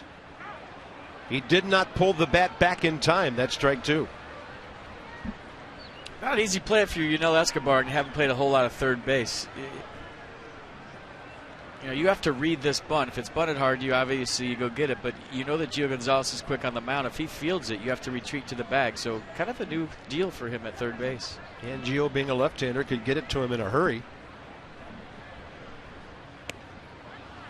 Or maybe not necessary. Curveball, a called strike. And Gio Gonzalez, 4th K of the night.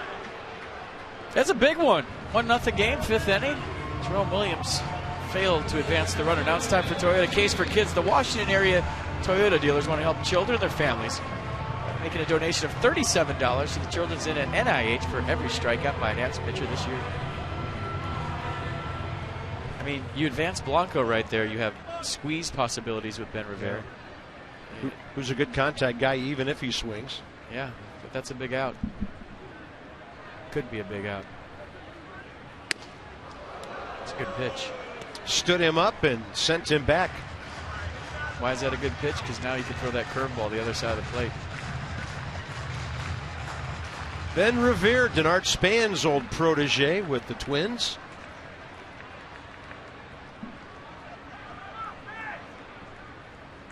Fastball up, and Revere was hacking.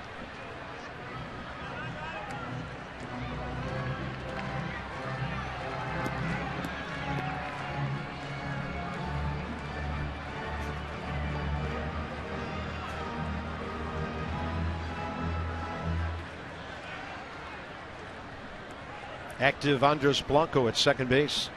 Desmond right behind him. Tapping the glove, letting him know he's close. And that fastball, actually a changeup, 82. It ran right under the hands of Ben Revere.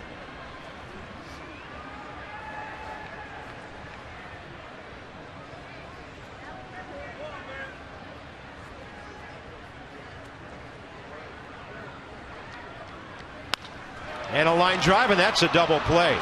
As I said, Blanco active. Way too active right there. Not even close for him to get back to the bag. 4-6 inning over. It'll be Escobar, Harper, and Zimmerman. Hey, they've tightened up the defense tonight. Tighten it up. They did.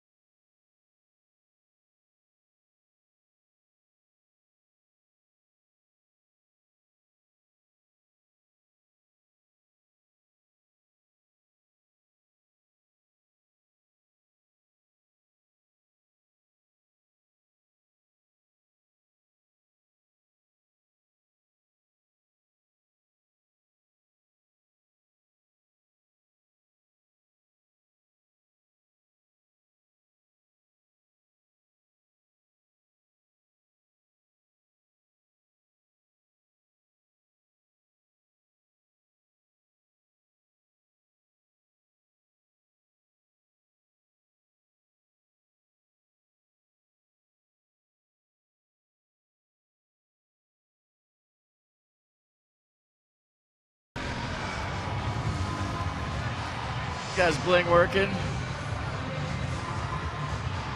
Nice of him to go to our truck to borrow that sport coat. Getting after a little bit, isn't he? Clean it up, Fanatic. It's kids watching. Kids opening days. Nats Park, Sunday, April 19th. Celebrate Screech's birthday.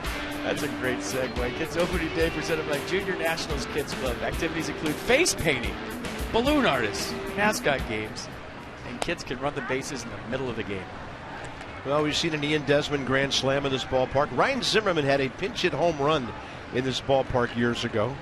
But still, one of the great highlights for me ever in Philadelphia was Jason Worth stealing the keys to his three-wheeler, and they had to pick it up and carry it off the field. That's great. That was the best. Classic. Getting under it, Escobar out to center for Ben Revere. Sixth inning underway, and Jerome Williams has got some things going on here. Leadoff homer by Michael A. Taylor. And those don't happen very often. The Nats had one by Anthony Rendon last year, one by Denard Span. And then a first inning hit by Harper, one by Ramos, a fourth inning hit by Desmond, and that is it, other than a Ryan Zimmerman walk in the fourth. April 12th, Anthony Rendon at Atlanta. May 21st, Denard Span at home against the Reds. Just goes to show you what spring training matters. Jerome Williams, if you missed it, gave up 17 earned runs in 20 2/3 spring innings. Bryce Harper right off the end of the bat.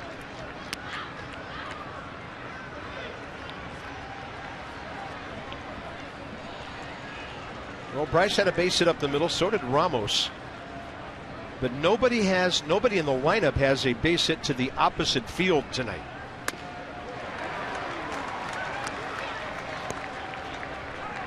Changing eye levels here, Nissan pitch track. Maybe a cutter at 87 up.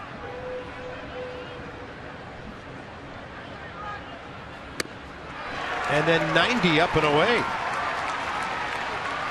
He has struck out Harper twice, and that's number 6 for Jerome Williams. Care First Blue Cross Blue Shield awards $50 to Girls on the Run DC for every walk drawn by a national this year. Care First Blue Cross Blue Shield encourages each of us to take that first step towards a healthier and more active lifestyle. Ryan Zimmerman has tonight's only walk. That was a leadoff in the fourth. One out later, Desmond singled to left center, but he was gunned out by Grady Sizemore trying to stretch into a double. And then Uggla struck out. That threat came to a quick end. That ball was hanging, and Ryan hits it hard out to left center. Sizemore was playing 100 feet off the line, so he didn't have far to go for that. It's only 334, 329 at the pole down the line here, so guys play way off the line here in Philadelphia. That ball hung up longer than Grady Sizemore anticipated. If he would have taken a step in, he could have robbed Ryan Zimmerman. But watch how long this ball stays in the air. I mean, that's just a lot of backspin created on the hanger. I mean, that's a hanger. And Jerome Williams is lucky that one's still in the ballpark. But watch how long this stays in the air. And if Grady Sizemore takes a step in, he might have had a chance at that. Easy to say from up here, though. That ball was gashed. Here's Ramos. So 5 hits for the Nationals. Zimmerman on twice. Wilson off to a 2 for 10 start.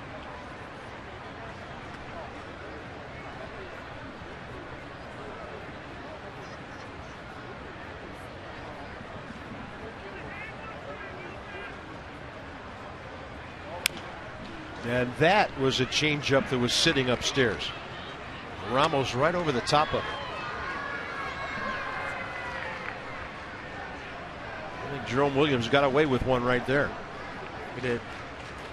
Outfield straight away for the Nats' big, strong catcher.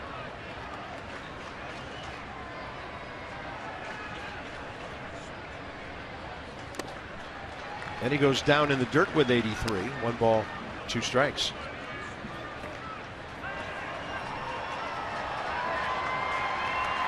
Mets and Braves never have gotten started tonight. Weather delay in Atlanta. Marlins might be headed for their first win at home, 8-1 over Tampa Bay, but it's only the 5th inning. And Ramos to short. That force play will end the top of the 6th inning. The Nats have stranded 4. They've had 5 hits. 2-3-4 for the Phillies in a 1-0 game.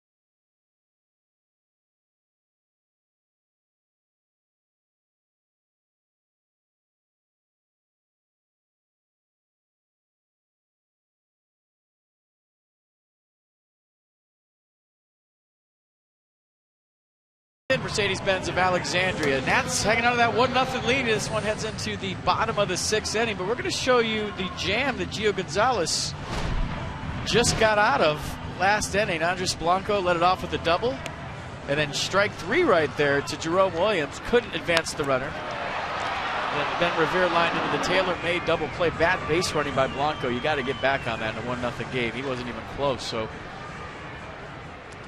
Gio getting out of the jam, but the big at-bat was the Jerome Williams bunt attempt. 62 pitches, 43 strikes in 5 innings for Gio. Freddie Galvis a walk and a double. He's been tough tonight. And then Utley, who's 0 for 2. Darren Ruff 0 for 1 with a walk. Freddie Galvis took him the other way, right down the line first time. Official at bat after walking in the first.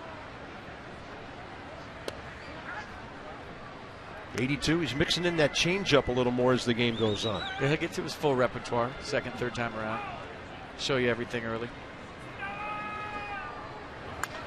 Another one. Yeah, way out ahead. Doubled up.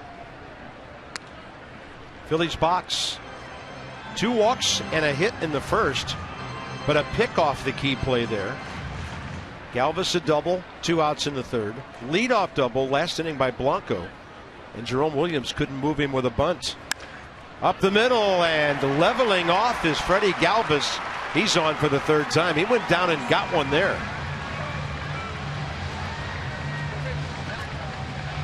Let's see what kind of fielding position Gio was in right there. Yeah, that ball just hit too hard. Gio with the smack of the glove thinking he should have had it, but that ball's hit pretty well. Freddie Galvis can run. He hasn't really translated that into a stolen base guy in the major leagues. He had 73 steals in the minors. And here's Chase Utley. We'll see how big of a lead he gets. And right-hander Luis Garcia.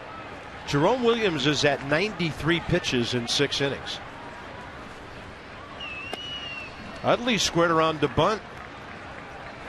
They kind of got a shade going. You know, Escobar playing way over in the hole and back. If he had a pitch to hit or to bunt. Yeah. And Escobar in on the grass now, but he's about 4 steps back from where he's standing right now in the first pitch. And Chase Utley's always been one of the high baseball IQ guys in this league. He'll look out there and see what the defense is doing. He'll bounce this one. Not hit that hard. Ugla handcuffed. They get the out at first. Zimmerman throws to Desmond. Runner retreating. Desmond runs him back. And here we go again. Ugla. And finally Escobar.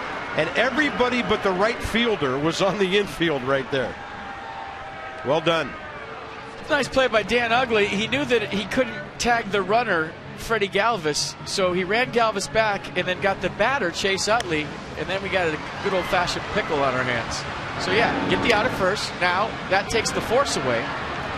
For those of you who don't know, and we got to pick them.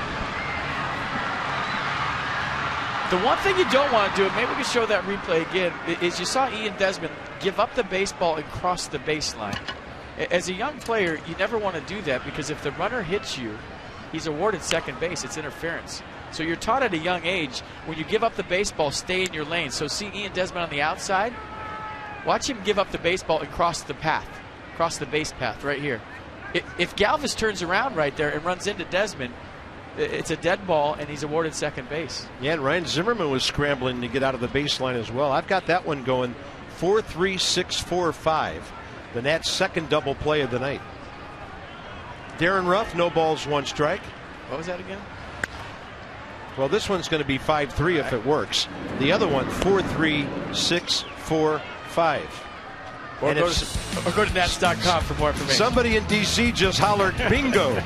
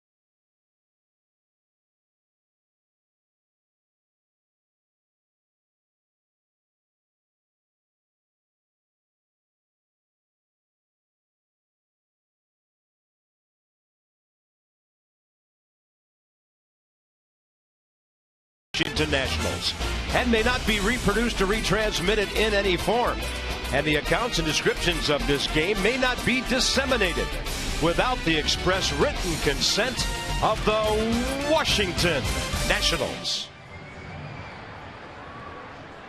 Still 1-0 as we head to the top of the 7th inning. Celebrate opening weekend with the Carolina League's defending Mills Cup champion Potomac Nationals. That's April 9th, which was yesterday, I think. Jason Worth was there for opening day. Highlight opening week is replica championship ring, fireworks, $1 hot dogs, $1 tickets, t-shirts. All your ticket and promotional information, call the number right there on your screen. This is Luis Garcia, who was the property of the Nats for a while back in 09 and 10. He came over with Victor Garate, a left-handed pitcher from the Dodgers, in the Ronnie Belliard deal, August 30th of 2009. 2 pitches, fastball, slider. Fastball averages 95.5 miles an hour. Wow. And there's the slider at 85. 28 years of age. Big young man at 6'3", or 6'3", 230.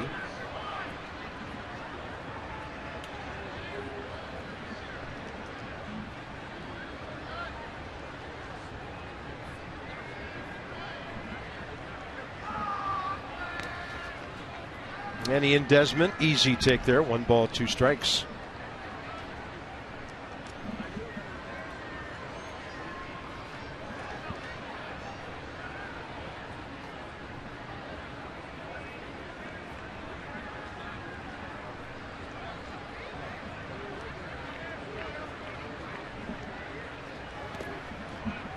Well, what a night Gio's having. 69 pitches, 49 strikes in 6 5-hit shutout innings. Jerome Williams, 93 pitches, 60 strikes, and he gave up only the 1 run, the Taylor leadoff of the game home run.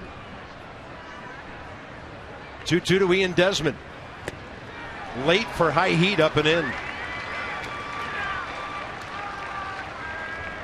Mercedes-Benz will track it. Sliders away to a fastball up and in. You see pitch track, everything down and away to Desmond early in the count. Then the ladder climbed on pitch number 5. So Ian Desmond, 1 for 2 career against Luis Garcia. Stepping in, Dan Uggla, who's faced him once and was struck out, career.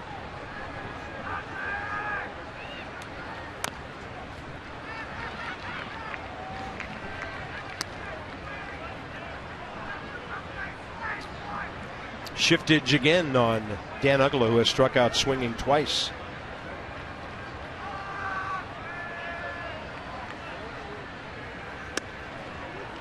Yeah, different ball game now. If hitting is timing and pitching is confusing that timing, that's what Jerome Williams did for 6 innings. Now it's time for some country hardball.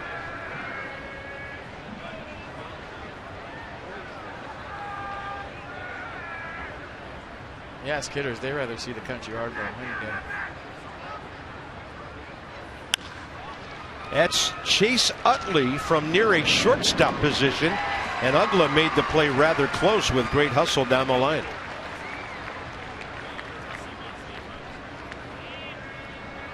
Two outs, Tyler Moore.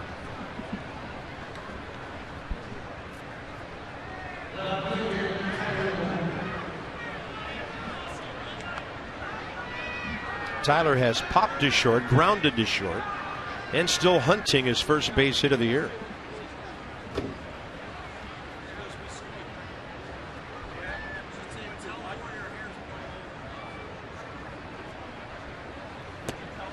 Facing Garcia for the first time. Tyler Moore robbed yesterday by Daniel Murphy on the shortstop side of second base. Hit the ball hard up the middle.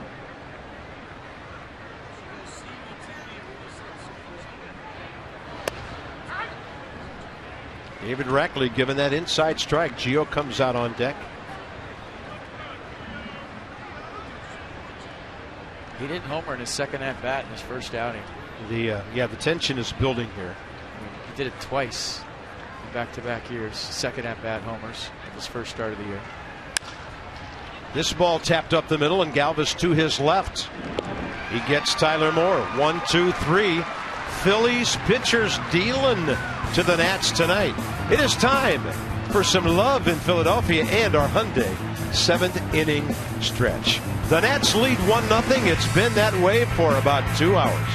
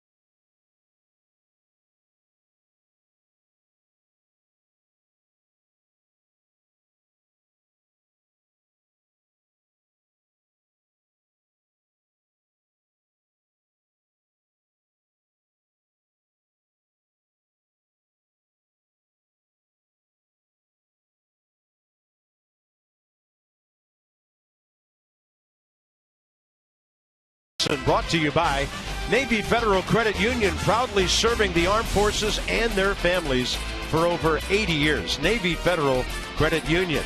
And by DraftKings. Play daily fantasy baseball free on DraftKings.com. Enter promo code DUGOUT for free entry.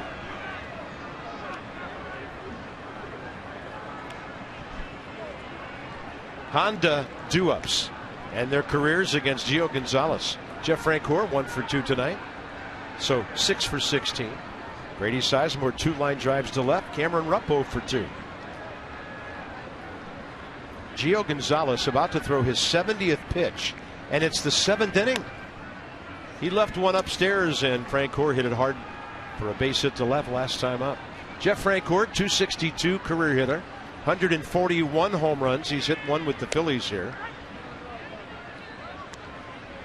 And on April 12th of 2008 in brand new Nationals Park, he had a 7 RBI game for the Atlanta Braves. That was kind of strange because shortly thereafter, he just tanked. He hit 239 that year, 250 the year after that. They traded him to the Mets. Stops in Kansas City and San Francisco since then. Francoeur reaches out, hits one to left, but he didn't get it. Tyler Moore, 1 out.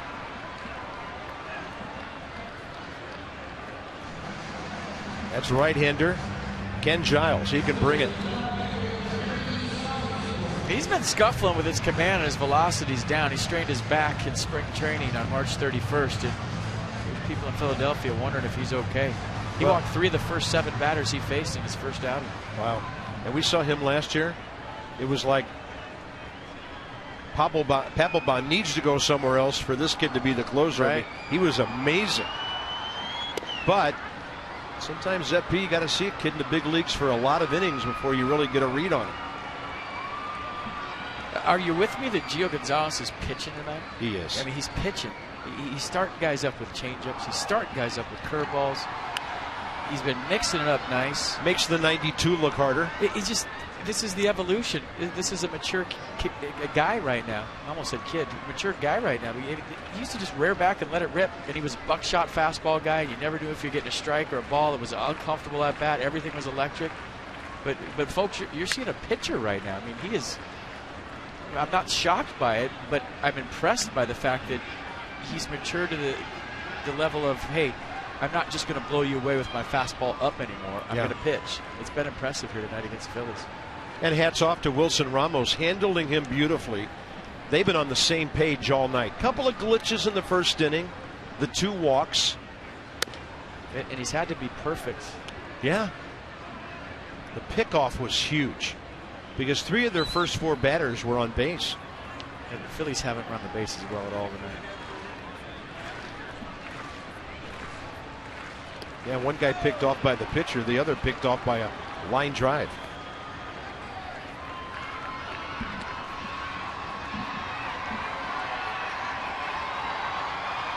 Equal opportunity batter retirer is Gio tonight, not relying on one certain thing. Took a little bit of time there, and Sizemore got time from David Rackley.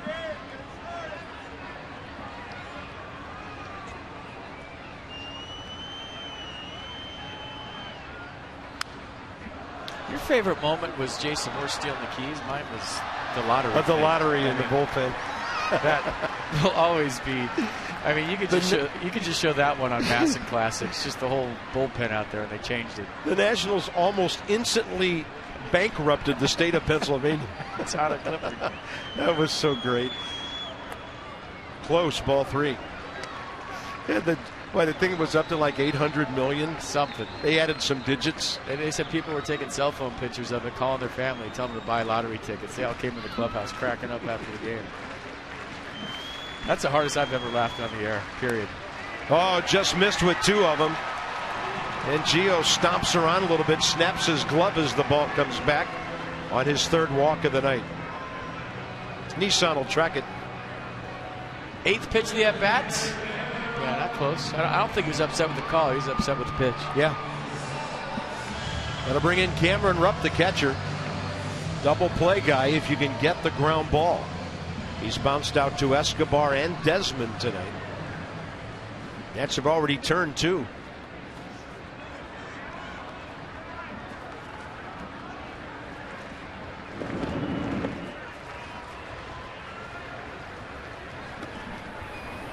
Greg Stammen and Xavier Cedeno. Number 8 spot up next with Blanco, who's a switch hitter, and then the pitcher's spot. He bolts a fastball at 90 right in there. He's working the knees and below. Like you said, Carp, he wants the ground ball, so really focused on lowering his sights and getting that ball down and keeping it down right here for a ground ball.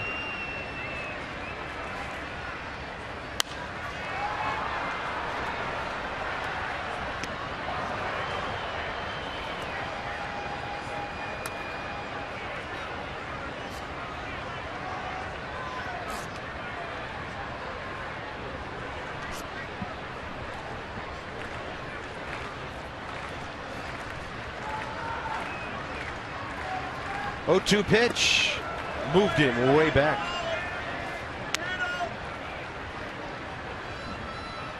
He throws a changeup on the outer half right here. He might get that rollover ground ball he's looking for.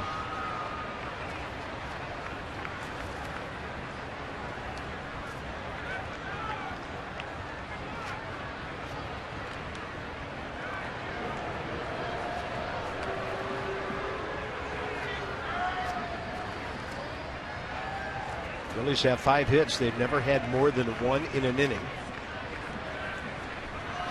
Escobar guarding the line at third. The foul ball goes that way.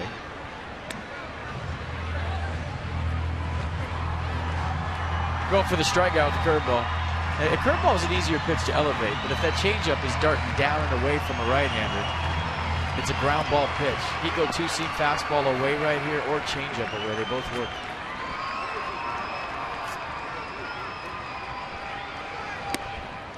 Yeah, 81 diving down and away.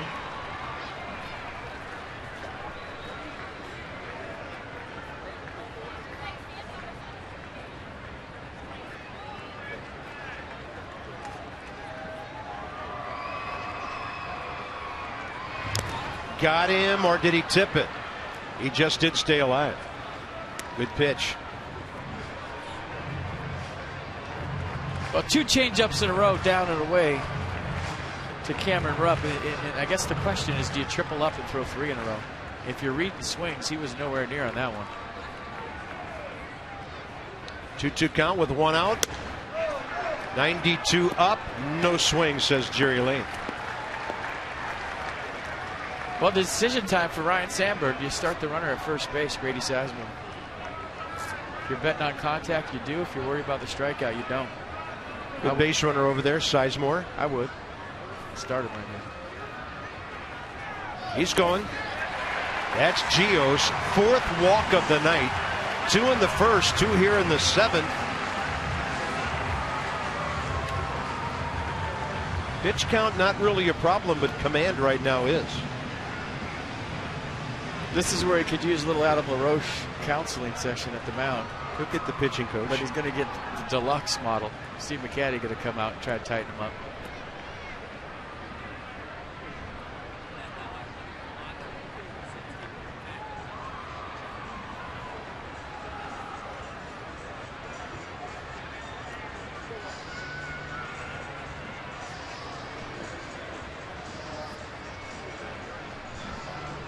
That is Odubel Herrera running for Sizemore.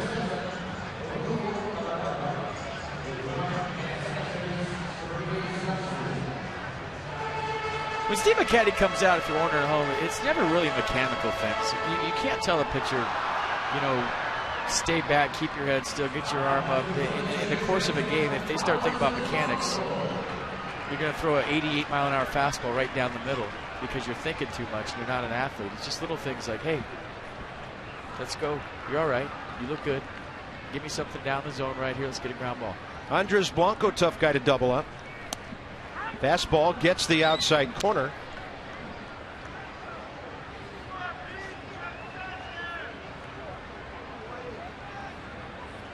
And more times than not, those trips are just 20-second timeouts just to give them a blow.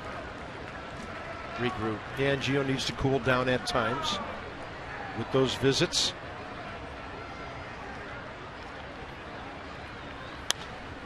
The ball flirting with the right field line, but it slices out of play. And importantly, the count goes to 0-2.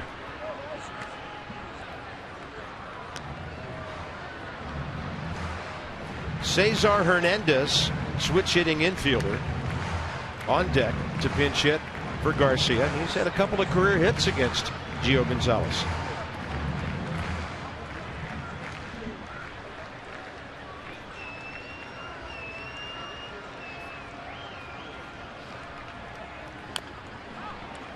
.78 on the breaking ball, and the foul ball off the body of the hitter. Pretty good curveball. I'm surprised he made any kind of contact on it. It was chasing his back knee. That was hit or be hit. Wow. Watch, I mean, he could have wore that one if he wanted to, but he swung at it.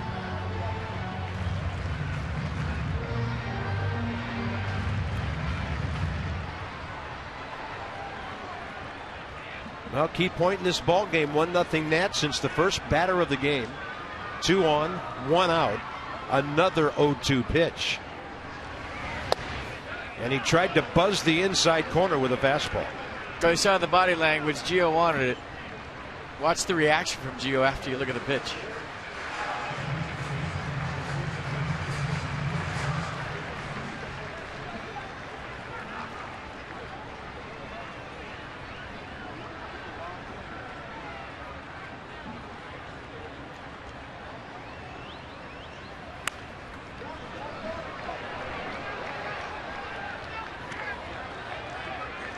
Blancos take some interesting swings on that curveball down and in.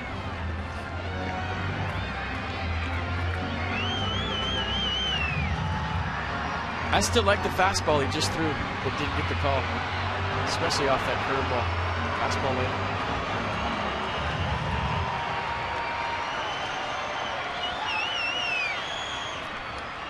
And again, Escobar close to the line at third, given these off-speed pitches. That hits him. 92 up and in, and the bases are loaded. 2 walks and a hit batter.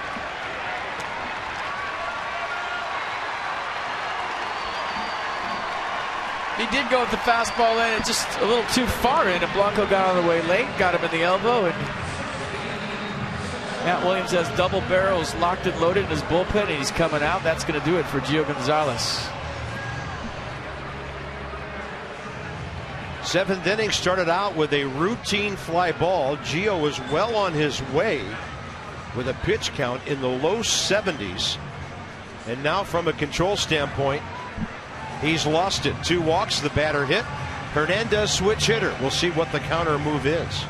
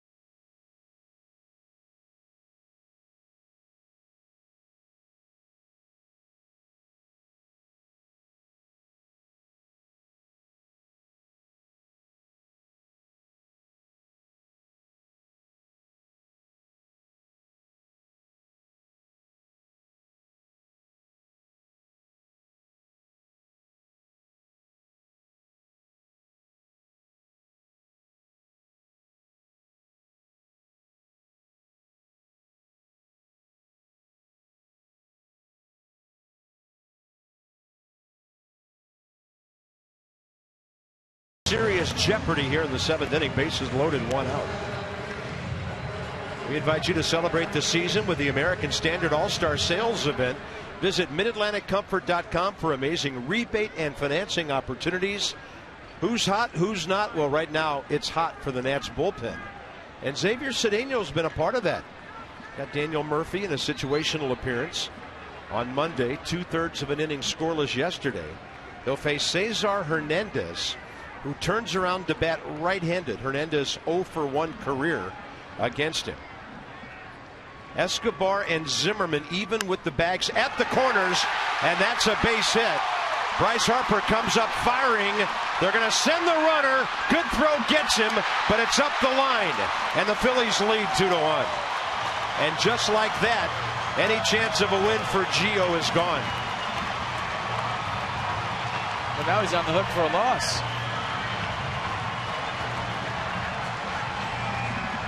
Hernandez not waiting around at all. First pitch fastball. Ryan Zimmerman playing in right there.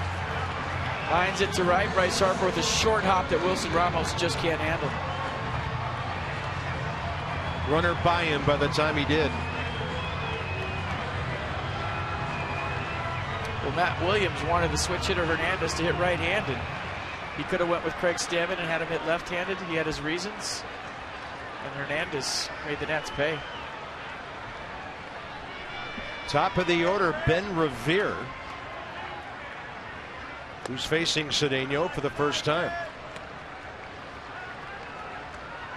2-1 Phillies. I think you bring in Craig Stammen, you're going for the ground ball. You bring in Xavier Cedeno, Matt Williams looking for the strikeout.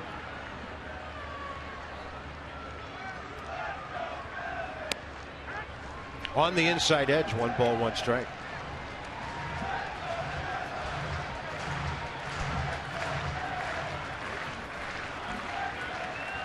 Well, the door got kicked ajar here with 2 walks and a hit batter, and the Phillies are making the Nats pay.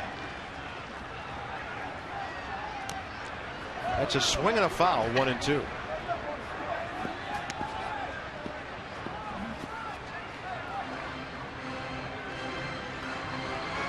Ben Revere 1 for 3. A base hit, a strikeout, a line drive, double play ball.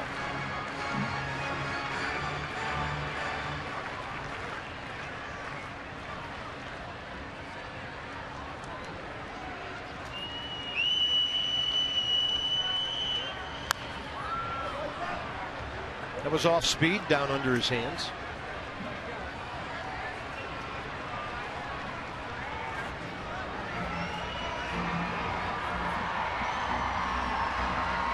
Now the Nats are looking at Giles and Papelbon. That this situation has changed. They have the pitcher spot due up in the top of the 8th, and then the Taylor, Escobar, Harper trio after that.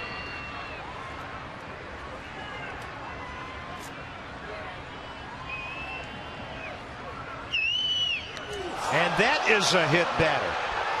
And the bases are loaded.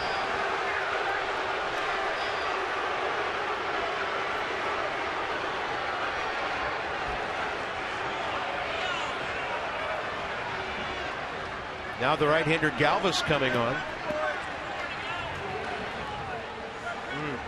Right near that elbow. Yeah, it's obviously not on purpose, but Ben Revere wearing one right in the back. And Matt Williams coming out to get Xavier Cedeno.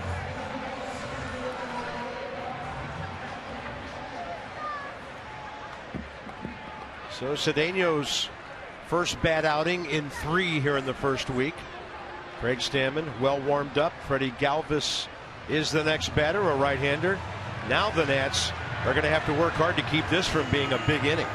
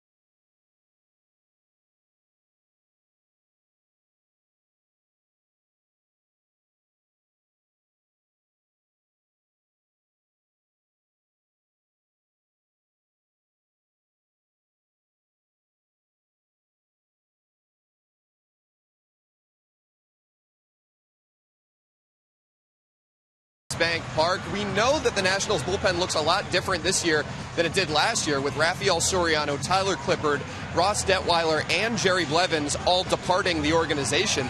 But here's this. With those 4 guys leaving, the Nationals lost 54% of their relief innings from last year. The Nats feel confident with the group that they've got now, with Blake Treinen, Aaron Barrett, Xavier Cedeno, and others. And Casey Janssen, once he's healthy, will slide into the 8th inning role. But this is a much different looking group than we saw last year, guys. And different pitchers are getting put in different situations than they've pitched in the past.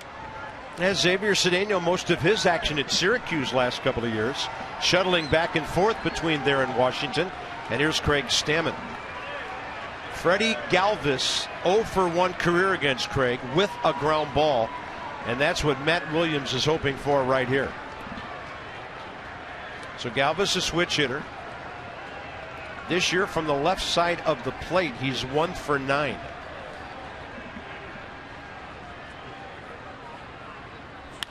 He goes up hacking, and that's on the ground in front of Bryce Harper. Throws into second, safe there, and it's 3-1. And all 3 of those runs charged to Gio Gonzalez, and they jumped on 2 relievers for RBI hits on the first pitch. Yeah, not waiting around for anything.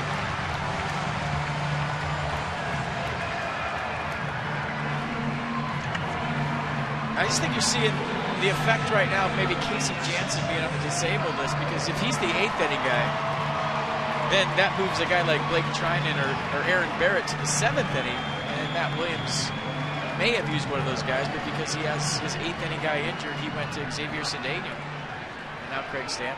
The only thing you could say about this inning, at least the last 2 guys, 2 of the last 3 have had to hit their way aboard. The Nats have given the Phillies 4 base runners here. Chase Utley, 3 for 8 career against Stammen with a home run and 2 walks. And he goes up hacking. And I think if you ran down there and asked Matt Williams right now, he was expecting to score more than 1 run off Jerome Williams. And I think everybody following this ball club, including the 2 in the booth, did. Jerome Williams shutting down the Nats for 6 innings after the Taylor home run.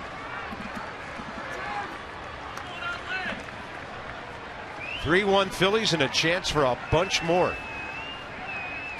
Breaking ball, Utley lifts it to center. Not very deep. The runner's Hernandez, and the throw will just come into the cutoff man. It's 4-1.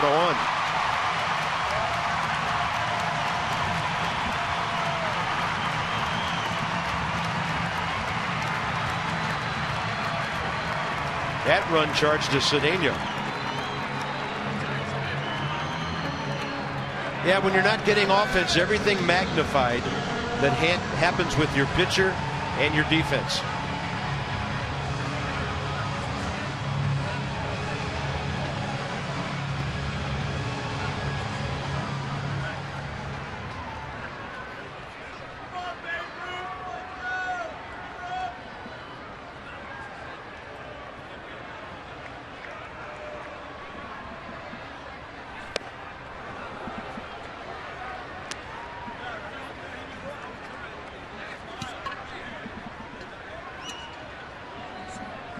Darren Ruff 0 for 2 with a walk.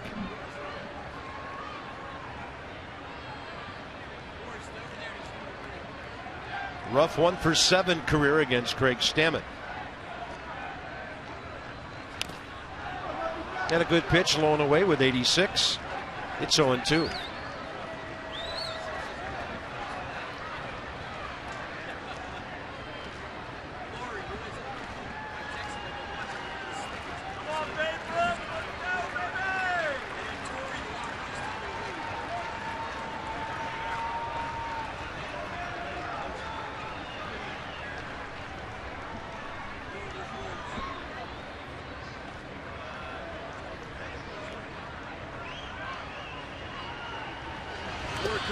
Berry's one, well blocked by Ramos.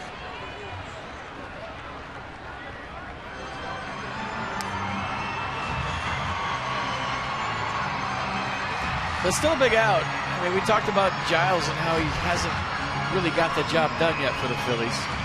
Bob mentioned that he was lights out last season, and he was, but so far this year is the 8th inning guy. He hasn't been. So doesn't look good right now. 4 runs in the inning, but you never know with who's coming in for the Phillies.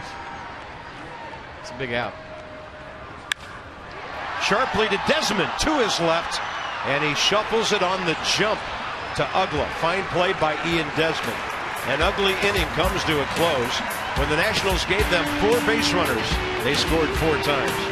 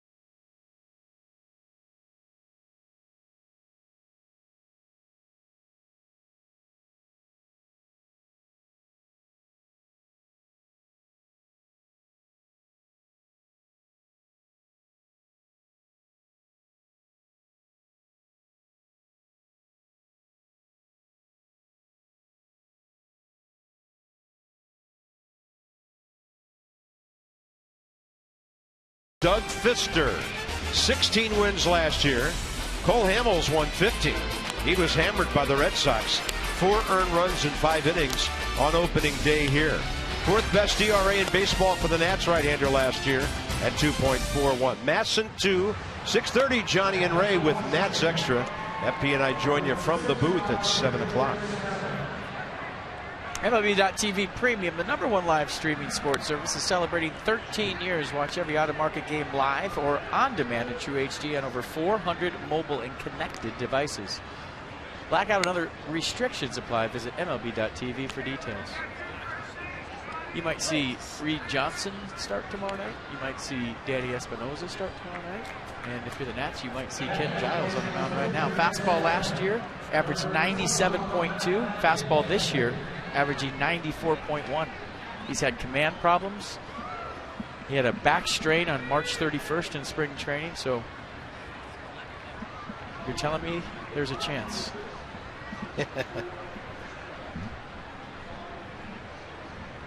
Phillies with a couple of defensive changes. We'll get you up to date in a moment. Matt Dendecker leads off. 0 for 1 as a pinch hitter. And against Giles, Dendecker 1 for 1 career with a single.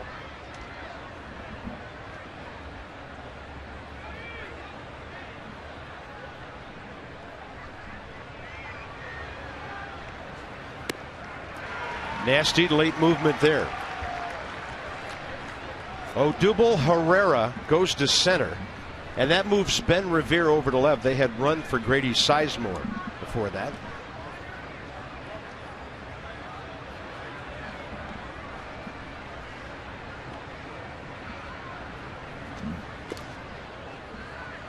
One ball, 2 strikes.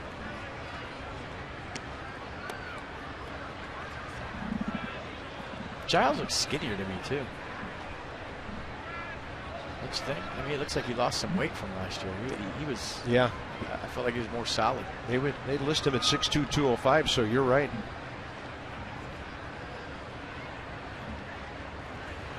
Fastball up, broken bat. Shortstop Galvis. The offense is quiet in Philly. Top of the order, Michael A. Taylor.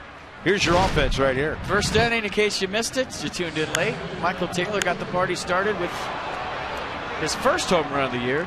A fastball inside. That put the Nats up 1-0. That's your Geico highlight. Taylor has lined out 2 other times, once to left, once to center. He's had 3 good at-bats tonight.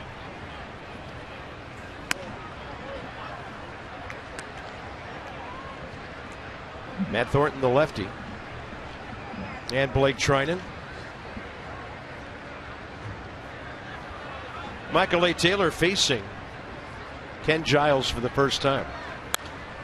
Right off the end of the bat. Giles last year, 44 games, 46 innings, 64 strikeouts, and the 11 walks and a 1.18 ERA. Not a bad major league debut. But we'll see how he rolls around this time after the struggles FP has chronicled so well. That's a nasty slider.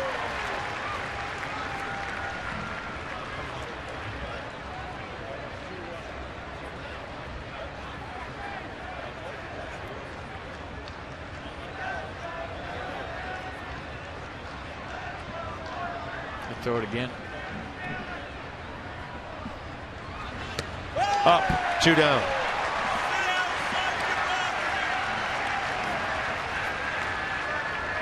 Well, that one didn't do a whole lot. Just kind of spun up there, and I think Michael Taylor waiting for the break that never happened.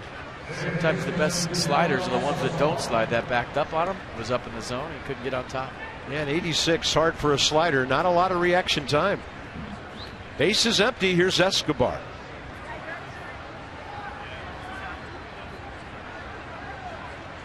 Escobar hasn't seen Giles before.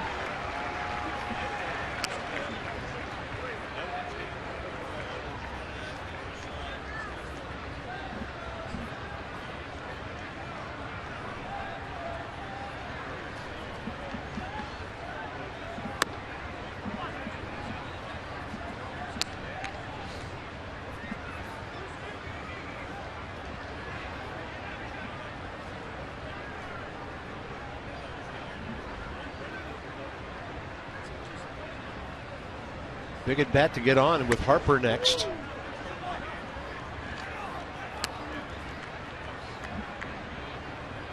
Bryce is 0 for 3 career against Giles. Boy, you'd sure love to see him get up here in the 8th instead of leading off the 9th against Papelbon in what would be at least a 2-run deficit game. Escobar 0 for 3 tonight. Couple of grounders, a fly ball to center, and the count's even 2-2.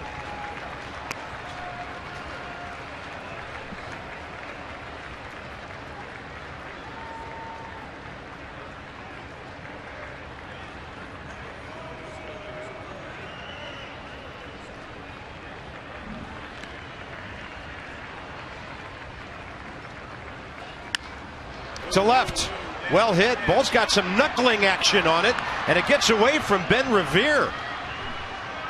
That thing had a funny look to it going out there, and Ben Revere might have expected it to come hooking back. It never did. There's the at bat for Harper. The Nats were hoping for. Nice at bat right here. Watch the slider just hang there, and that one broke just enough where he could get the barrel on. The one that Michael Taylor stayed up, that one broke right down the zone. Rivera with kind of not the best jump in the world, but that ball was hit. So the line moves to Bryce Harper. We really haven't said or had a chance to say keep the line moving yet this year. Yeah, there have just not been consecutive hits at all. That was the Nationals' 6th hit of the night. Bryce Harper 0 for 3 career against Giles. He's made contact in all 3 at bats.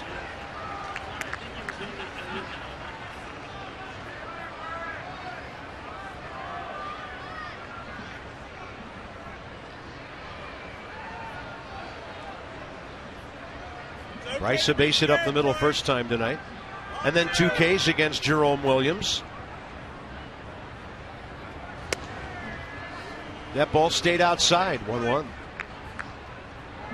The book on Bryce the last couple of days has been the elevated fastball. Everybody saw what he did with Matt Harvey yesterday. Jerome Williams struck him out a couple of times with the elevated fastball.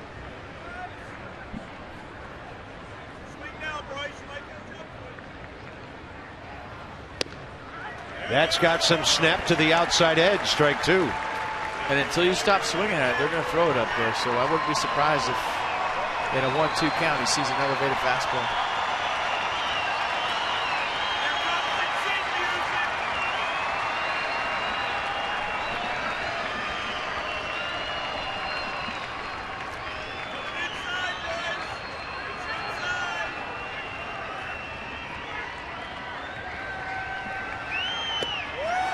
Got him. Harper gave up on it. The Nats leave their 5th base runner of the night. In the middle of the 8th inning, the Phillies have taken command with a 4-1 lead.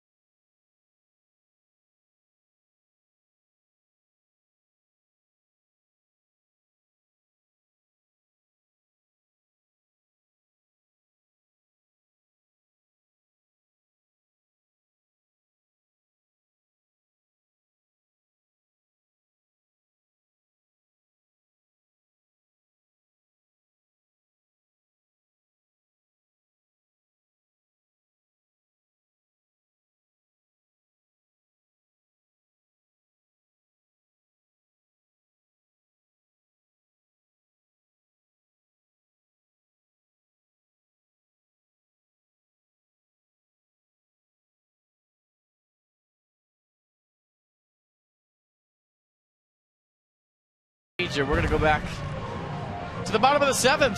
Cesar Hernandez off the bench. First pitch he saw for Xavier Cedeno looked like a slider just kind of hanging out over the plate, went to right. And that would score a few. A couple more would score in the inning, and that's where we're at. 4-1 Phillies. Blake Trinan back out there for the Nationals. Last appearance on Wednesday, a 1-hit with a double play, scoreless 8th inning against the Mets. His fastball this year is averaging 97 miles an hour, averaging. Slider to go with it. Jeff Francoeur leads off. Look at the run, look at the sink. 97. Francoeur is single in 3 trips. The ball is fouled. The bat is into the outfield. Most of it. Heavy 98. That might have to stick as his nickname too, even though that was 97 miles an hour. Look at this, just boring in on Jeff Francoeur. Escobar playing the ball all the way there. Oh yeah. Don't try to field that bat. Get out of Dodge. That is perfect on the outside edge. And Jeff Francoeur, who hasn't been in the National League for a couple of years, wondering where are these kids coming from. That was nasty. Kind of backdoored the 2-seamer off the plate away and then ran it right back down the middle. And a 3-pitch see ya. Wow. First at bat for Odubel Herrera for the Phillies. Young man we're seeing for the first time. He's from Venezuela. Phillies got him in the Rule 5 draft from Texas in December. So he's got to stay on the big league roster all year or be offered back. He had .321 at AA Frisco for Texas last year. In 96 ball games, that led the league. Had a great spring training for the Phillies. Was the talk of their camp. He can run. 128 minor league stolen bases.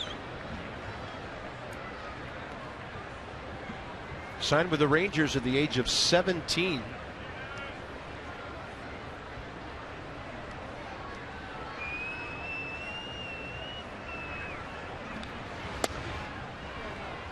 Back in 2009.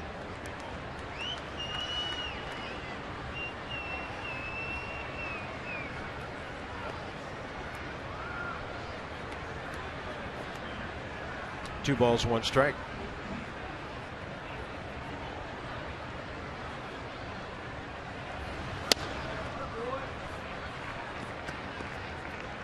Pretty unique stance. You don't see a stance like this every day where he's wide open like that, spread out, hands up high,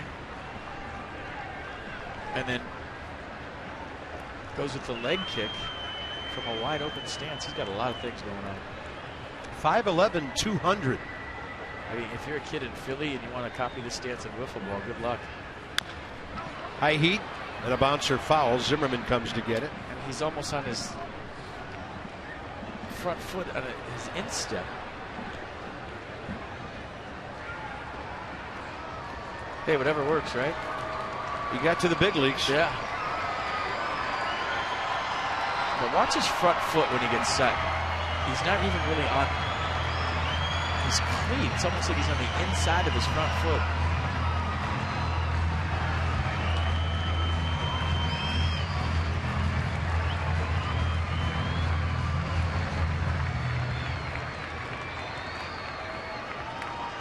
See, he's kind of balancing his front foot. I mean, it's weird.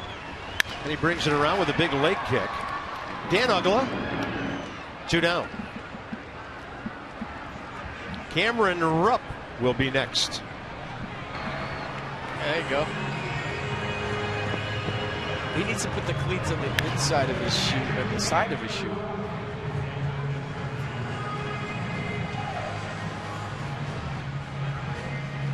Papelbon for the 9th. Whatever he feels like, he is. Horse. Philly. Closer. I mean, isn't a Philly just somebody from Philadelphia? It's not spelled with an F.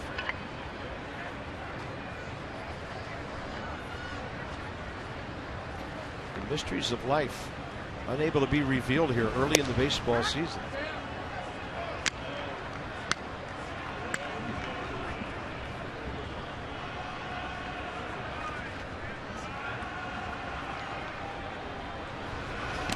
And there's that slider that takes the quick path outside.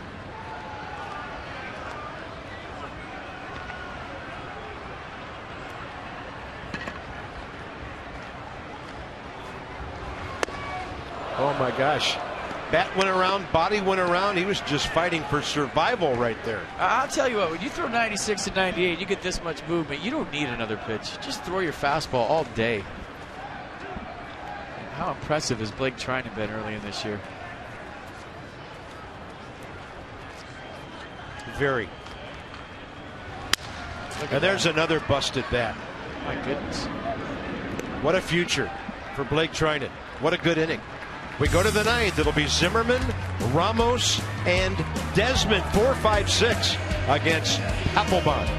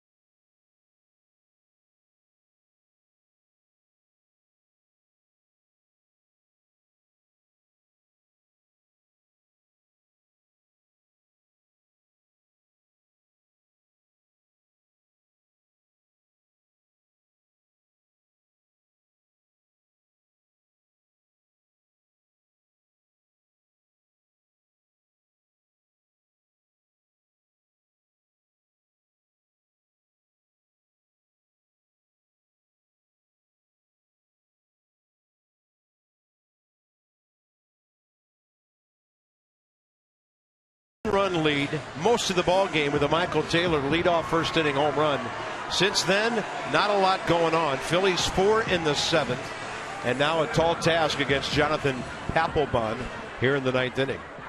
He has one save this year in his career, 326.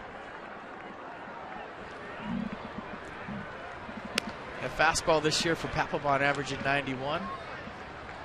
Slider 81. And the split is the out pitch at 88.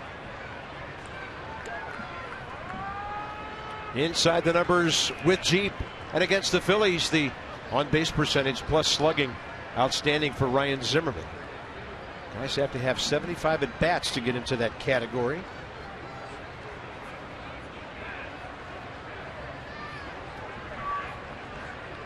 Zimmerman against Papelbon, career 3 for 9 with a base on balls. And there's the fastball.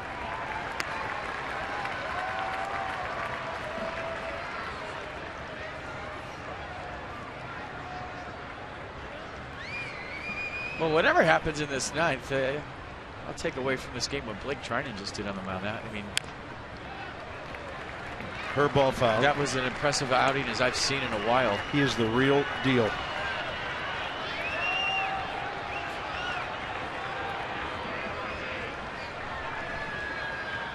Trinan, by the way, 14 pitches, 9 strikes right there.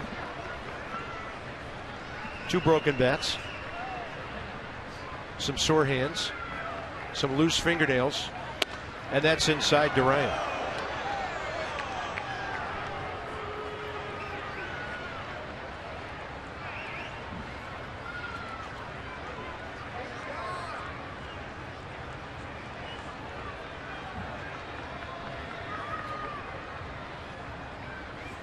Slider away, and Zimmerman able to get a piece of it. Sometimes when you watch Ryan set up, you wonder how he can ever get to the outside pitch, but he does.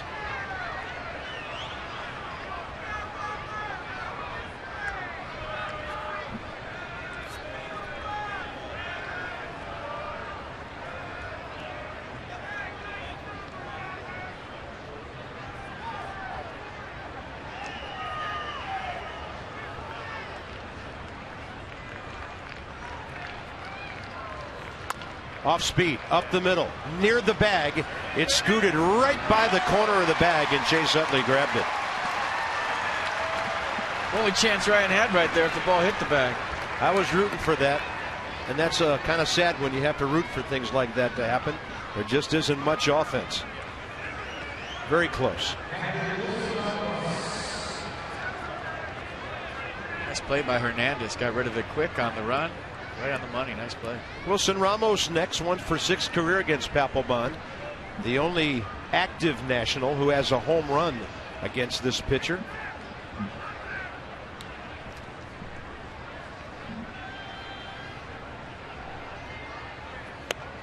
And he throws another first pitch fastball to get ahead.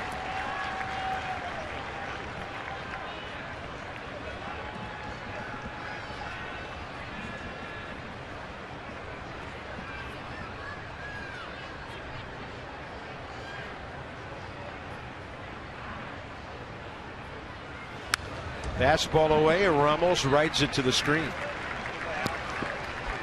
Tomorrow night, Major League Baseball from Philadelphia, and Doug Fister, his 2015 debut. Cole Hamels, second time out, got knocked around by the Red Sox. 6:30 Nats Extra will join you at 7 from the booth. Go for a little yeah, baby, tomorrow night.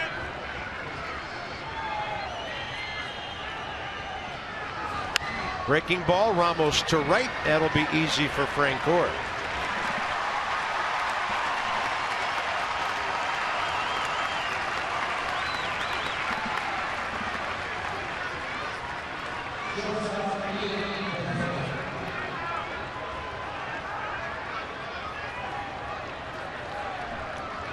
Last Opie and Desmond.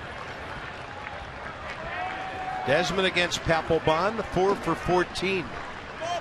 Jonathan has struck Ian out 6 times.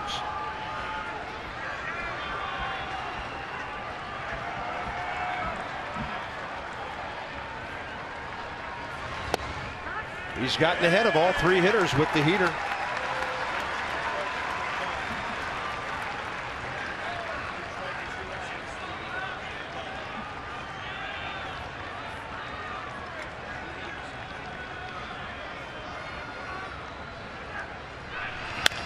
Fastball up.